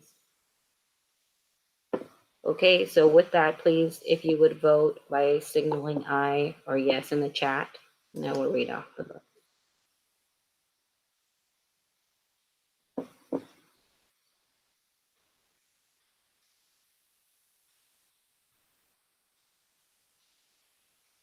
Okay, our yes votes are Martin Granum, Sheehan Kim, Yadira Martinez, Jackie Spross, Lisa Allen, Mark Watson, and myself. The motion carries. Thank you. Thank you, Michelle. Our next item on our agenda is to approve contract for Butternut Creek Elementary School domestic water pipe system replacement with Adam Stewart. You have Adam's assistant, Casey, tonight talking you through this. So as part of the 2017 bond project, the domestic water pipe at Butternut Creek was on the list to be replaced. On March 24th, we went out invitation to bid for contractors, and we had 3 approved contractors to perform the work. All were very close bids, and from that, we are presenting you 5-star builders in the bid amount of $274,260 for this work.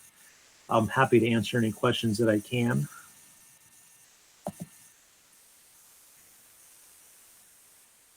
Mark? Yeah, when we discussed this, I guess, remotely last time, we sort of were curious to see how new projects might be impacted by the fact that we're still one of the few entities hiring people and doing projects. So is this about what we expected, less than what we expected, more than we expected because of CAS tax? Like, where does this fall in the range of our expectations? This is actually, we got really good pricing. So we were just under what our projected budget was for this. So we feel really good about the costs that came in. So I would say that we're on the plus side. It's not one of those projects that we got a lot of prices over our budget. So we feel really good about this process.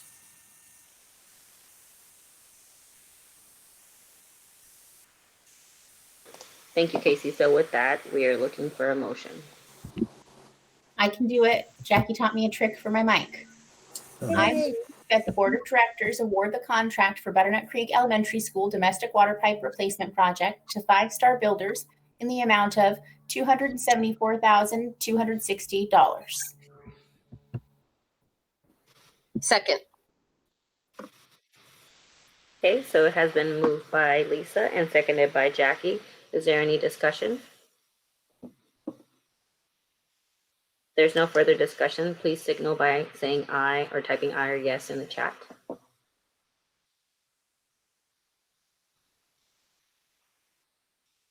Okay.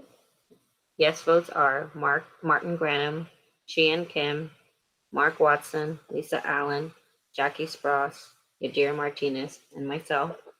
The motion carries. Our next item is to approve recommendations regarding student representatives to the Board of Directors for the 2021 school year.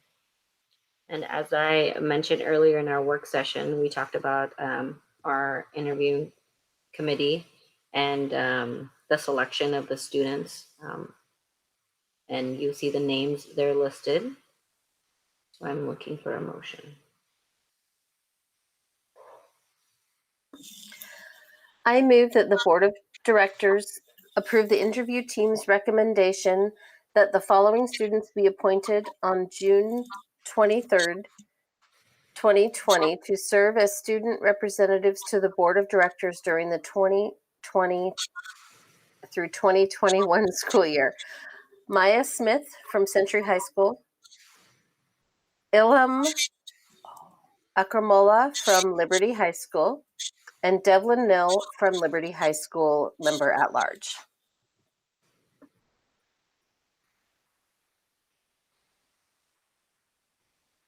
Second. Okay. So it has been moved by Jackie and seconded by Yadira. Is there any discussion? We'll have Andrew has a comment.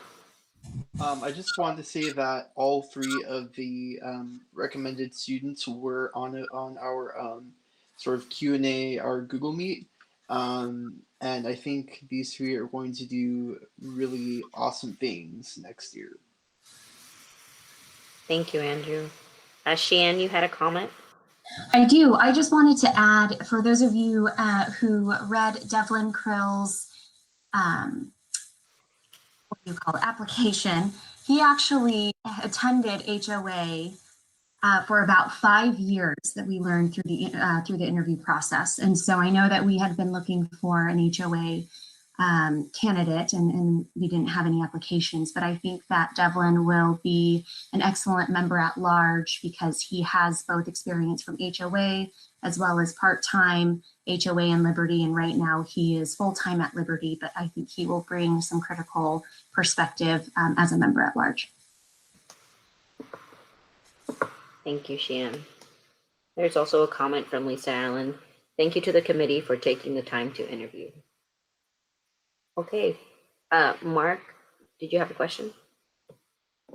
Yeah, not so much related to this, but sort of more generally, have we figured out how we're going to do the mentorship for students next year? I know we discussed changes in the sort of format, maybe just having 2 instead of 3, and maybe 2 at a time or something like that. So did we settle on what we were going to do and how we would manage the outreach during lockdown? Can we do our vote before we answer that question? I'll have Mike that since that's more of a process. But if anybody has any other questions regarding this current vote, not yet, Jackie? Okay, I'm seeing your head shake now.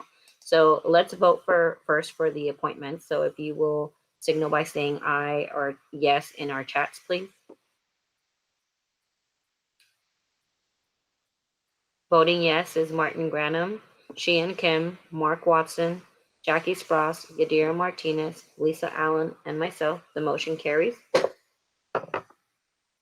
Okay, so now moving on, before we move on to our next agenda item, if we can just talk a little bit about that mentorship, Mike, and then afterwards, Jackie, if you want to make your follow-up question.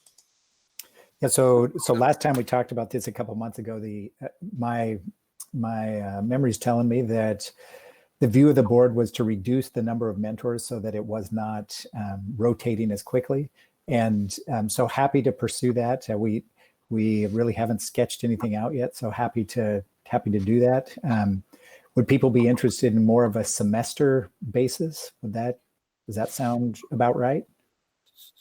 So that'd be 18 weeks. And we could also add a couple different, we could add a couple board members to serve as mentors at the same time. Rose, do you have additional thoughts on this? Yeah. Yeah, we did talk about this, and I think that we did outline, and I am looking for it now, and we'll send it in just a moment to the board site. We did decide on semesters, or we talked about semesters, and so yeah, first and second semester, and I think it'll work a lot better that way. We also have a comment just from Andrew. If you want to. I was gonna say, it might be also nice to throw in to maybe having like 2 per sort of rotation, then having 2 rotations. So basically 3 overall rotations, 2 members per rotation. So then the 6 board members out of the 7 would get to mentor each student rep.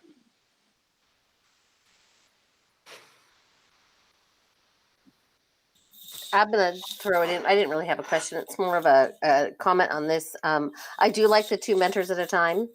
I think that gives a different perspective from both mentors. I know we talked about having the student reps sit with their mentors at the work sessions. I think that would be helpful for any questions or comments. And Erica and Sheehan and I had talked about having this current student reps kind of do a mentorship of the new student reps. Maybe for Erica, you want to chime in on that? I can't remember exactly what we said.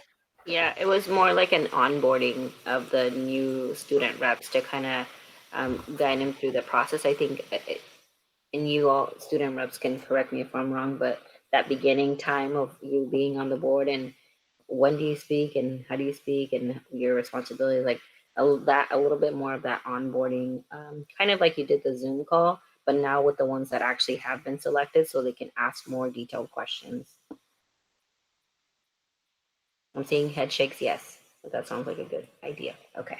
How about Rose and I take the comments from last session as well as this new information with the onboarding and the reminder that they sit with their mentor during work sessions, and we draft out a little grid that would illustrate the mentoring rotation. Is that acceptable to everybody?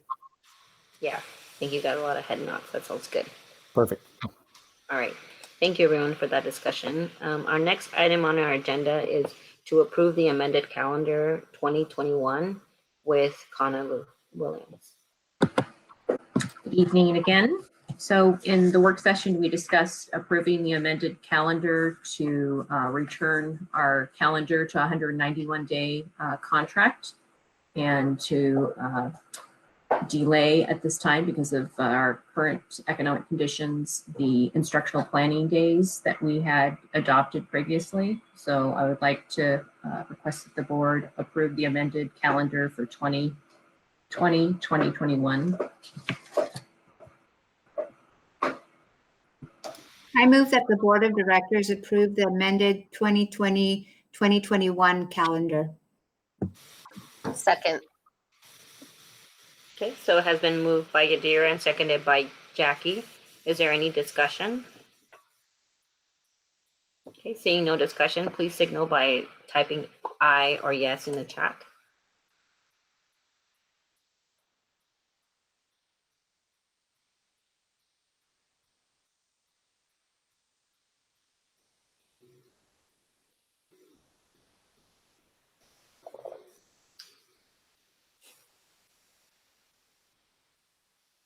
I'm just waiting for Mark, but I believe his little square looks like it's frozen. It does look frozen. Yeah, okay. Let me just.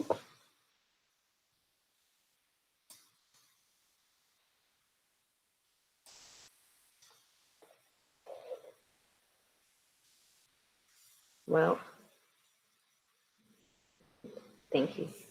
Yeah, so he's left. He's probably just restarting and bumping in. If we'll just give him a minute to make sure that we capture his.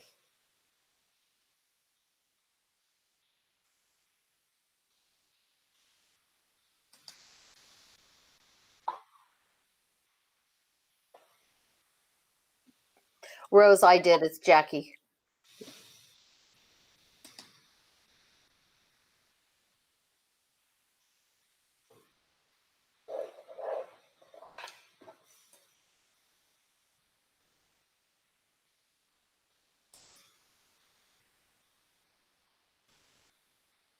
Mark just texted me yes.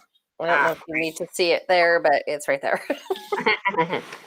His internet at home just died, so I don't think I don't know if he'll be joining us. Okay.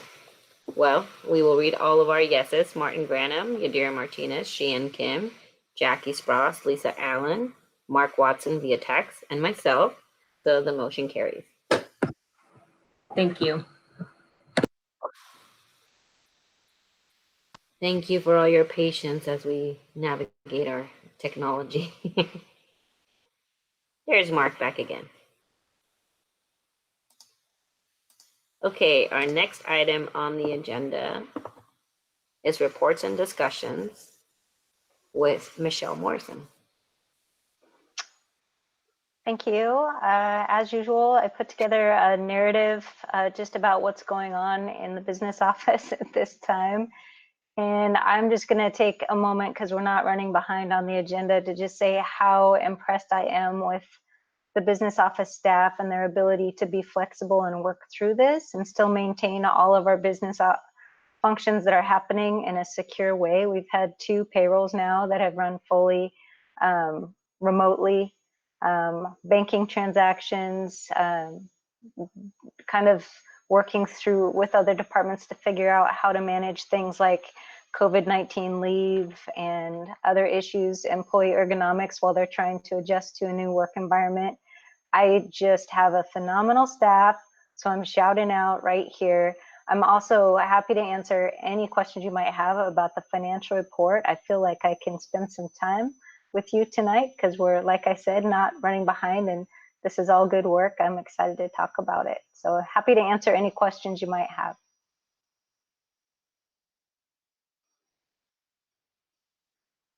Anybody?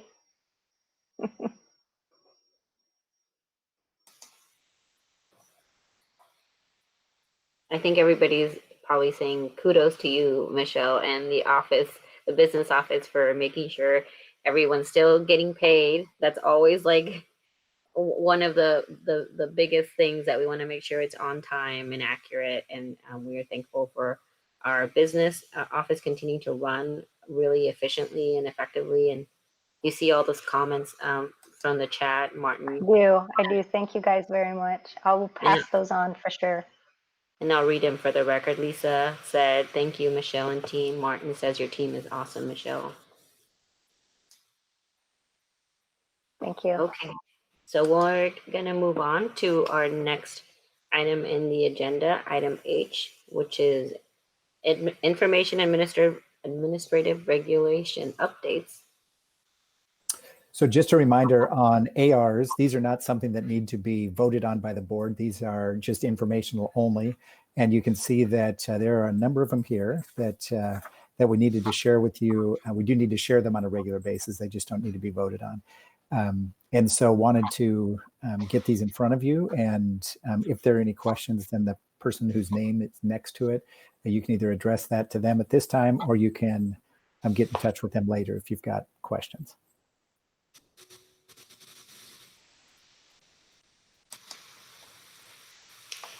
I would just like to add that I'm really appreciative of the process that we have implemented of assigning a name to the policy. It makes it so much easier to ask directly the staff member on behalf of the board if we have any questions. Thank you for that change on that from the past. We've been doing it for a while, but I just wanted to acknowledge that that's just made it a whole lot easier. If there are any changes, any questions, feel free, like Mike said, to follow up with those staff members. Our next item on the agenda is HCU and HEA reports. Do we have Jill Golay on the line? I saw her earlier. Yeah, so did I. Do we have HCU? Yeah, I just saw Jill. Yep. Sorry. Who was our HEA rep again? I'm trying to. I see Melody in there. I see Melody in the list. Yeah. I think Jill. There's Jill. Oh, there we go. Hold on, I'm having to navigate. Let's see if I can get my camera to work. Hey, there I am. Okay. Hi, Jill. Hi, everybody. Nice to see everyone. Okay, this is my first time here doing this way. I wanted to say thank you for recognizing the Teacher Appreciation Week and Nurses Week. It was nice to hear in the proclamation that Erica shared about teachers constantly learning and the countless hours that they put in. And I also wanted to say thank you for recognizing just the Mental Health Awareness Month and also the Asian Pacific American Awareness Month. I just want to share just a minute or two kind of what it's been like, to be an Oregon teacher this past month. So if you just bear with me. On March 12th, teachers found out there would be no school the following week, and that was a Thursday. So the next day, March 13th, they grabbed their stuff, said goodbye to their kids, and the governor said it was considered an extended spring break, and they were asked to take their personal belongings with them. March 30th, they came back trying to navigate supplemental learning and had the opportunity to have their peers do some canned lessons for them. And so they were learning to navigate the new normal and knew that they had to have everything rolled out by April 1st. They were asked to call all their parents, which definitely took one day. And then on the second day, they were asked to learn Google Classroom, set it up and use it, understand Screencastify, and post lesson plans so they could be ready to go by April 1st. On March 31st, prior to April 1st, the next day, ODE announced possible year closure and plans to move from what we were doing currently. On April 1st, teachers posted their supplemental lessons, and they discovered that a lot of families or students, especially the younger ones, were struggling to use the technology and access Google Classroom. So teachers also became the IT expert.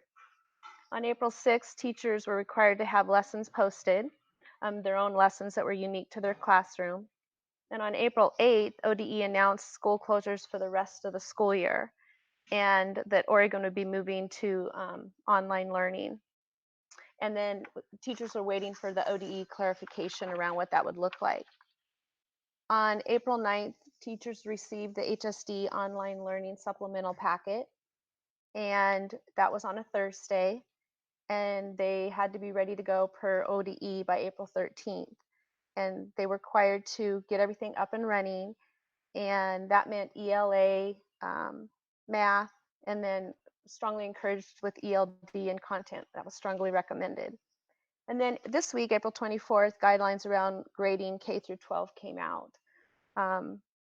And today, you know, I was earlier when you guys were doing your work session, I had the opportunity as an OEA member to participate in a virtual meeting with Colt Gill. So I took advantage of that with fellow leaders across the state. And he was sharing just some of the significant budget cuts that we possibly could have in the next biennium.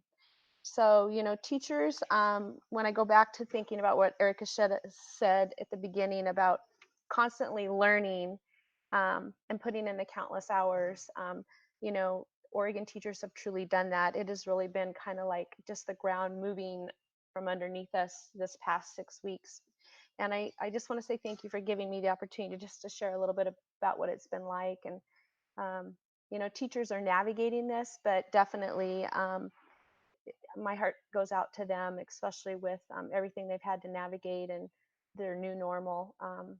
You know, May 8th, Read for Ed a year ago, it kind of feels like a dream to me. I woke up thinking about that this morning, and I hope this is the dream and I will wake up from this. But anyways, I just wanted to share a little bit about what teachers have been going through. And I know you guys know that, but I just wanted to put it into words. So thank you.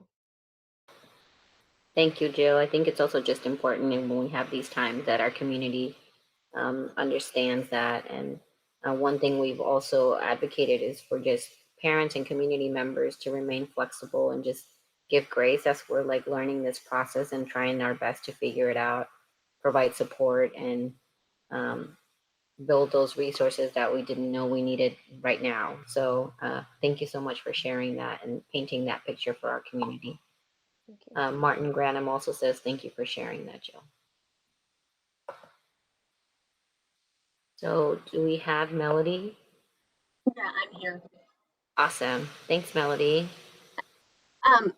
So my camera's not working, so sorry. I just want to say that I understand, I want to acknowledge how hard the teachers are working. They have a whole new way of trying to educate the kids, and it's, like they've had lesson plans developed and then they have to change them on the fly. So my hats are off to them and the hours that they put in. The classified employees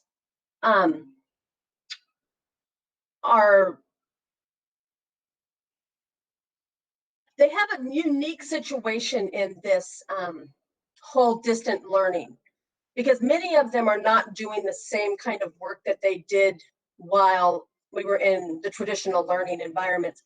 We have bus drivers that are delivering lunches instead of students. We have SEAs that are delivering and EAs that are delivering packets to kids.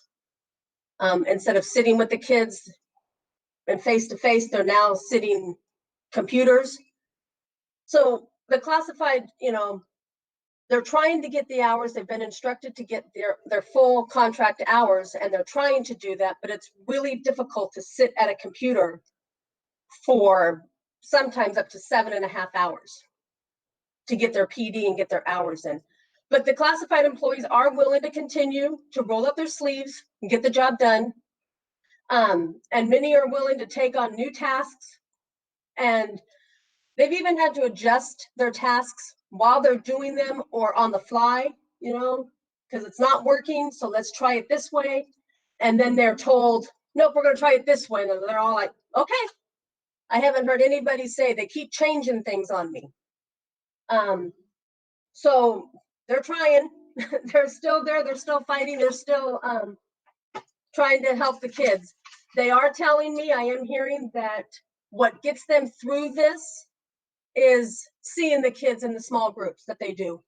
That the smiles on the faces of the kids, and some of the kids telling them that this is their constant in the day, that they're at home, they don't know what's going on, but they know that they can count on their teachers, their classifieds, their assistants. They know they can count on those people. And sometimes it's just to show off their pet. And sometimes it's just to tell a silly story about their trip to the backyard. But it's what makes their day. So we're still here. We're still doing it. But yeah, that's about it. You were talking earlier about the collaboration time, or somebody was, about collaboration time with the new budget cuts, or potential budget cuts, I'm sorry. I would just like to say that the collaboration time, as little as is being offered between the teachers and the classified, is very important. It's really important for the classified to know what is expected of them.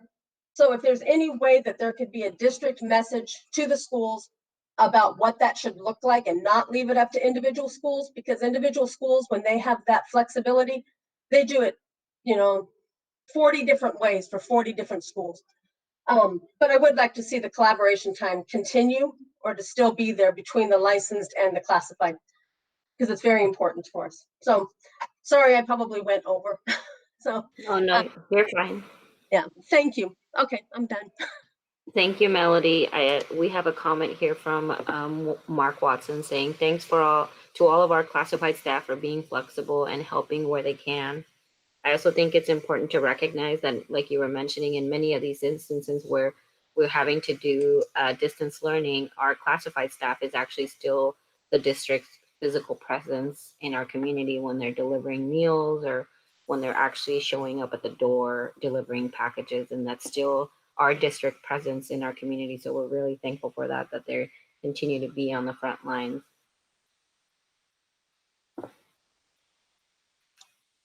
Thank you for that comment. That means a lot to us. Okay, we are moving on to our discussion time, and we will start with our student representatives time. And I see we have Maria. Do you want to start first, and then we'll go to Andrew?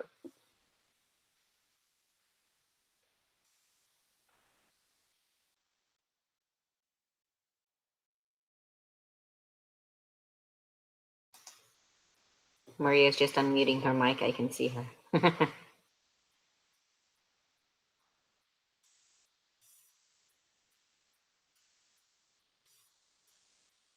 No, it's not working. Okay, well, we'll go to Andrew first, and then if you figure it out, come back. Or feel free to also type something in the chat if you want to add a comment. And actually, is Andrew still on? Yeah, I got my internet back. Oh, there you go. Okay.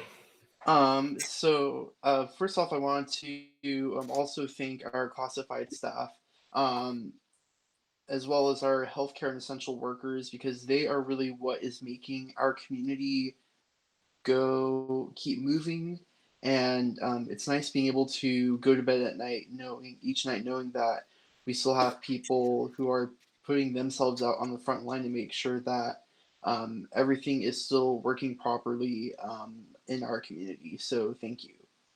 I remember last meeting I brought up the projects that we were doing with Communicare, which is the group with the Schnitzer Care Foundation that helps students in philanthropy. They match $10 for every dollar we raise, up to $1,500.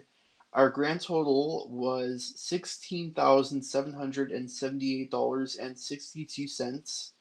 And committee of the student government decided to use those funds to help out local groups assisting veterans. So they have allocated $2,500 each to the Do Good Project, the Returning Veterans Project, and the and Rebuilding Together. And then $8,278.62 will be going to Pause Assisting Veterans, which is I think like a service dog group that helps veterans who need service dogs and animals access them. And then $1,000 will be reserved for in-school grants that we'll be able to use next year. So this Friday, or rather this Thursday and Friday, we have the election for next year's Associated Student Body Executive Council. Some members of the current ASB and myself have gone to interview candidates today, and we'll also be interviewing tomorrow.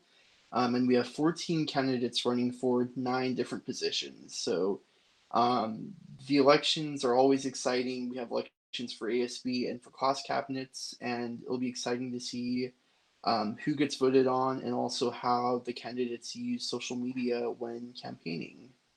That's pretty much what's been going on at Glencoe. I know construction has continued at an extremely rapid pace due to the closures, and I'm excited to see the final results. Thank you. Thank you, Andrew. That's definitely one positive thing we have to look forward to when the fall comes. Maria, I see that your mute is off, so do you want to share out anything? Yes, shout out to Lisa, it worked. Okay, so I always have to say like half of what Andrew says. So at my school right now, a lot of my senior project was to register people to vote, or students to register students to vote. And so now that the registration deadline is coming up, or came up, that was something that I had been doing. And something very exciting, or like was very sad, well, it was exciting and sad, was that our Hill High staff made a video for the class of 2020, which I know that the district posted on YouTube, and it's super cute. Thank you guys for posting it. And other than that, I guess like the seniors have their little like bond. They're all over bonding over sadness, but we're coping. Other than that, yeah, I applaud the staff of the HSD, and on top, like what Andrew said, the healthcare workers or all essential workers, to be honest. But yeah, that's about it. Thank you, Maria. Superintendent's time. Mike, did you want to share? Yeah, just a couple things. First of all, is it just me, or do board members have a little secret race going of who could type in their vote in the chat soonest? Is that just me that's imagining that, or is that something that's really happening? Can't tell for sure. Congratulations on the board policies, and yes, Val and Rose and cabinet members, just all of the work that it took to get that done, and just the concept and the vision behind that was provided by the board members. Glad to have that done. Andrew mentioned the construction over at Glencoe. Had the opportunity to do a tour of Glencoe last week, and really excited about all of the changes there. And I just hadn't seen it in 3 or 4 weeks, and just all the changes in that short time. Just amazing what's been accomplished there, and I think it's going to be a great thing for our students over there. We'll be visiting Hill High a little later this week and seeing the changes that have occurred there as well. I appreciated Jill and Melody's comments. Just the constant state of change that we've been in really since the week before spring break, and the manner in which our entire delivery model has changed. It's just incredible, and just applaud the staff for helping to keep instruction moving for our students, because that has not been an easy task, and I just applaud their efforts. As we move into this new budget reality that we find ourselves in, we will continue in that constant state of change. Like I mentioned before, we will be running scenarios and doing some modeling, and we'll be sharing that at our first budget committee meeting. If there's a positive to be found in all of this, for me, it's the realization by our community and all of our partners of the extreme need that our students and our family members find themselves in, and just the amount of struggling that's going on, and their reaction to that, to step up and provide assistance in any way they can. That has just been a huge positive in all of this. So I would just like to thank our teachers, our classified staff, our partners who continue to step up. Appreciate them so much, and we'll continue to chip away and make a difference for our community. Thank you. Thank you, Mike. And a comment from Martin. Thank you for your leadership, Mike. I just wanted to put that out there for the record. Let's go to Board of Directors time. And I'm gonna just go in. This time we get to go in order of where I see you on the screen versus where you're sitting. So you might not be the first one. So the first one I see is Mark up on the left. Thank you. And thanks to all of the, staff and teachers and everybody sort of doing the best we can with all of this. I want to give a shout out to Jordan and his department. Technologically, I think you did a great job helping us do our job in this crazy environment so that this ran very smoothly and that doesn't just happen automatically. So thank you guys for making that happen. Wanted to mention that, events are still sort of taking place over the course of this. A lot of the representatives that represent our school district are having various events. There was one tonight while we were doing this, so none of us could attend, but there's a student-centric one. The 3 HSD interns in Representative Solomon's office will be having a student speak session on Thursday. And they would love to have board members come. I don't think we'll be speaking much. Most of it be just listening, but it'd be great if anybody wants to join us there, or parents or anybody who wants to just hear what students have to say. And I'm very much looking forward to, Mike, do you think it's in a Friday update that we hear what the seniors say tomorrow? Sorry. Yeah, we can. No, I just had to get it off mute. I can definitely do that for you. We can just give you a rundown and then provide some kind of insight as to how the conversations went and kind of maybe which way we're leaning and what kind of recommendations we're going to make on a graduation. So yeah, and I think we've got like I was saying before, our goal is to have a decision made by the following Friday on what that's going to look like, and then start communicating that the week after. So I'm guessing we have some ideas on what we're thinking about. If it's going to be a week from Friday that we decide, we must have some ideas we're thinking about. I look forward to seeing what those are and hearing what the feedback our senior classes present from it. And then you hear from our student reps on Wednesday or on Thursday. And then hopefully, we'll all hear from some student class on Thursday at the student speak session. So thanks, everybody. Will do. Thank you, Mark. And a shout out in our chat from Jordan, thanking Justin, Devin, and our interpreters tonight, Mariana, Maria, and Gaspar. And for all of you, I don't know if you updated that, Mike, about our translation of our board meetings. No, please do. I forgot to do that during my time. Or That's would you okay. like? Yeah, if you can just tell them the logistics part. Yeah. So we didn't have a translation during our first online meeting, and so that is now provided. And I can't find Jordan and there he is. Jordan, can you give us the specifics on how how someone that interested in interpretation would access that? Yeah, so we basically created a separate number, a conference call number that anybody who needed translation services could call into. And the interpreters were on that line able to listen to the live stream and provide the translation that was corresponding to the live stream. Thank you, Jordan. And just a follow-up, is that information shared with either our PAC or on our Facebook so that people know after our video if it's saved on is it recorded, translated, and posted, or just the live? It was just on the live. That's something we could look to try to do for next time to see if we can figure out how to record that over the top. I think that would be helpful, even if we have 2 separate videos that they can go back and watch, but it'll be the translated version. Okay.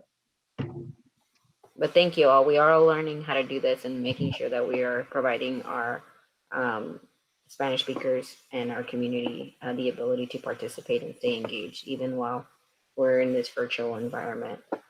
So thank you for working through that. Our next board member that I see on my screen is Jackie.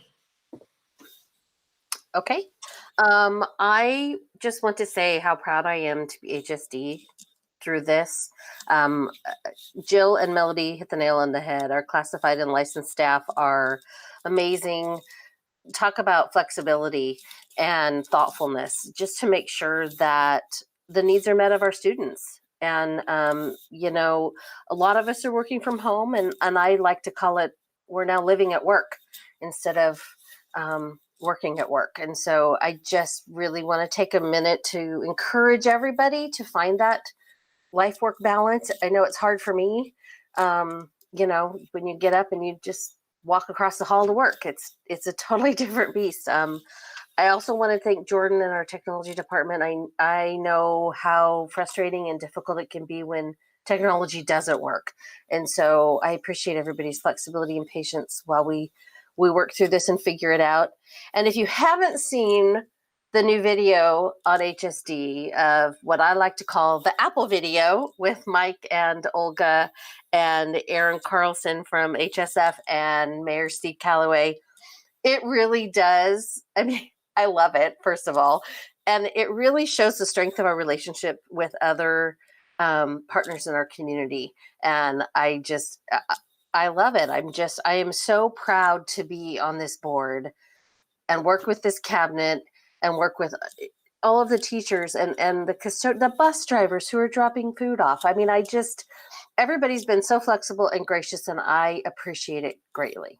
So please stay safe and just be kind. That's all. Thank you, Jackie. Yadira? I just got to echo what everyone is saying. Just thank you for all the hard work that everyone's been putting in.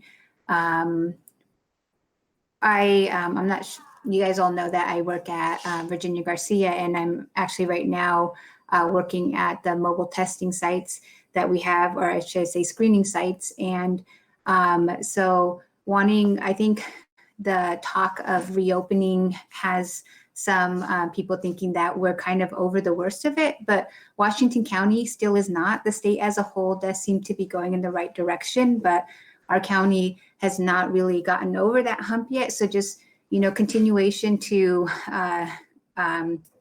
social distancing measures, washing hands, only leaving the house if you need to. And then also just really highlighting that the community that we serve, the members that I know that we see at Virginia Garcia, we have higher testing positive rates for communities that are, like, for example, uninsured, immigrant, farm workers. So really making sure that we're checking in on our families, seeing what the need is, and continuing that. I know everyone's doing their part, and just continuing that into the summer is going to be really important too. So I'm, so glad to know that we're going to be continuing food service through the summer, because I think it's going to be very much needed. The numbers of people in need that are utilizing food banks is going up. So just remembering that our community is going to be struggling for a while. And I'm just so proud of HSD and all the work that we're doing to help support our families. We just want to give you a special shout out, because we're also proud of you. Not only are you an essential worker and work on the front lines doing that, but we're also hearing that you are now the president or the chair of the Board of Dentistry for the state of Oregon. So we want to. I am. Congratulations. So she's on 2 boards and works full time and has kids in the district. So just amazing. Thank you for giving us your time and being on our board too. Yeah. Thank you, everyone. Our next, and you got all these shout outs and kudos on our chat from all your fellow board members as well. I just want to highlight that. Chien, you're up next, and then after Chien is Lisa, so that you can get ready to control D on there. For me, I just wanted to reiterate how much I enjoyed being a part of the interview process for choosing the student reps. I think for every single one of them, I wish I could have like an hour of their time and just chat with them and pick their brains more. I just loved how thoughtful they were and how creative they were in some of the solutions that they were presenting and the things that they've already been a part of at their schools. So I love that HSD has student reps, and we have had them for the last 3 or 4 years, I believe. And so I love that we continue to do this. And I think that continuing to center students in all of our conversations is so critical and vital in guiding the work that we do. And so, the next big thing with graduation, I'm super excited, Mike, that you are going to be speaking with the students, and I look forward to what types of ideas and needs and wants that they have, especially since this is the largest event of their life. I know that I've read some articles and stuff where people are trying to minimize how the significance of, graduation and the lifespan of things, but we can all say that looking back in the span of our life, thinking, oh yeah, graduation was, just a fraction of what we've lived through. But when you think about for our seniors, this is something that they've lived their whole life for. And so just, I think for us to remember the importance of that and to be sensitive to the grief and just the sorrow that's, surrounding that for our seniors, I think is important. So I'm really excited that we're including our seniors in the decision of how we choose to celebrate and honor them. So thank you. Thank you, Shannon. Okay. My turn, right? I am muted. Okay, it works. Jackie's a genius. Okay. So I guess I'll just echo what everyone else has to say, which is I'm also super proud to be HSD. The level of commitment that the staff has shown to make this work when, if we had talked a year ago about, oh, what if we have to close in March for the entire rest of the school year and do everything it wasn't, we couldn't have fathomed the possibility. And so everyone just sort of jumping right from the starting line to make it work is pretty incredible. And I think that it certainly is not perfect, but we've made it work as best as we could, and we're learning as we go. So I'm definitely really proud of that, and all of our staff for being incredibly flexible. And Jackie is right. We are living at work, and I know that our teachers are feeling that, and our classified staff are feeling that. Mike and I were just having our check-in earlier, and I was sharing how that, and anecdotally, that's been true in my home as well. Just the ability to walk right into work and not really leave work either. So thank you to everyone for all that commitment. And then I'll just say, you guys are incredible, and I miss you so much. Getting to see your faces on here every couple of weeks is nice, but it's a little different than actually seeing you in 3D.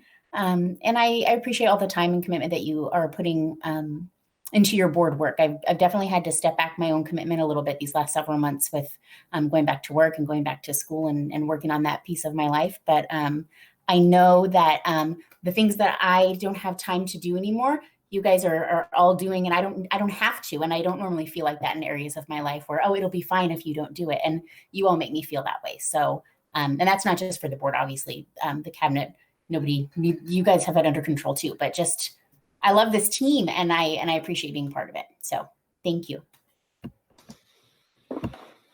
Thank you, Lisa. And just to speak some of the comments that we have, Jackie said same thoughts, and Martin is echoing the positive comments of Mike and all my board colleagues. Nothing further to add from Martin.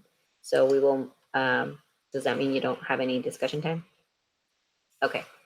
So for me, I just had a couple of things I wanted to, as the weather is nicer and people start walking around, I see so many people in our neighborhoods and kids and families. And the other day I walked over to Henry and just walked around behind. There's a park that connects, many of our schools connect back to a park. And it was nice to see people doing the social distancing, but still being able to be out in our grounds and being respectful of our rules and not utilizing playgrounds and just going on walks. And I just want to thank our facilities, Casey, and also our community members for just making sure that they are abiding by our rules and making sure that stays open and available to our community. I also just wanted to say that on April 22nd was Administrative Professionals Day, and we are so thankful to have some amazing administrators that support the board. Rose Roman, who's on here, has been so awesome. You're getting all these claps on here, and just helping us and coordinating us through this virtual world that we're living in. And we just want to say that we're so thankful to have her and Kathy just being amazing and communicating with us. Also, just a shout out to our communications team for just maintaining that stream of information to our community. We know like things were so hectic in the beginning and changing constantly, and now just maintaining information flowing, but also that like sense of community, like that video coming out that just helps people right now, especially in this like grieving and distancing that we're doing, to still maintain that closeness in our communities that we miss so dearly. So thank you and shout out to that communications team. Also, I think that exemplifies just that Apple video, and in many ways, when we're able to collaborate with other agencies and other community partners, we can maximize the impact that we have on our community. And we're able to see that even just today with Lisa Tattersall from the Washington County Libraries and mentioning that program and having that communication, and that there's a possibility of a partnership for us to maximize the impact that we're having on our community. So proud to be HSE. Thank you for continuing to do that. I also just want to shout out to all of my board members, because as you can see from the different comments that we have, it's just amazing that we have such a different perspective on from our regular lives, and the point of view that we're able to bring in from having board members that are teachers that are subbing, having board members that are in the business community, in the government section, in our city section, in our county, and in our health system. It just provides such a different variation of opinions and perspectives that we desperately need right now to ensure that we're serving our community in the best way. So I just want to echo what we've been saying, and we are so thankful that we have this team to work with, as well as our staff and our cabinet members. And I just want to thank all of you for all your hard work, flexibility, and just maintaining that positive attitude of working together. So we thank you all for that. I think that is all that I had for me. So I want to thank you all for joining us today for our live stream in our community, and we'll continue to work and make sure that we can deliver our services the best way that we can. So thank you all. This board meeting is adjourned. Thanks, everybody. Bye.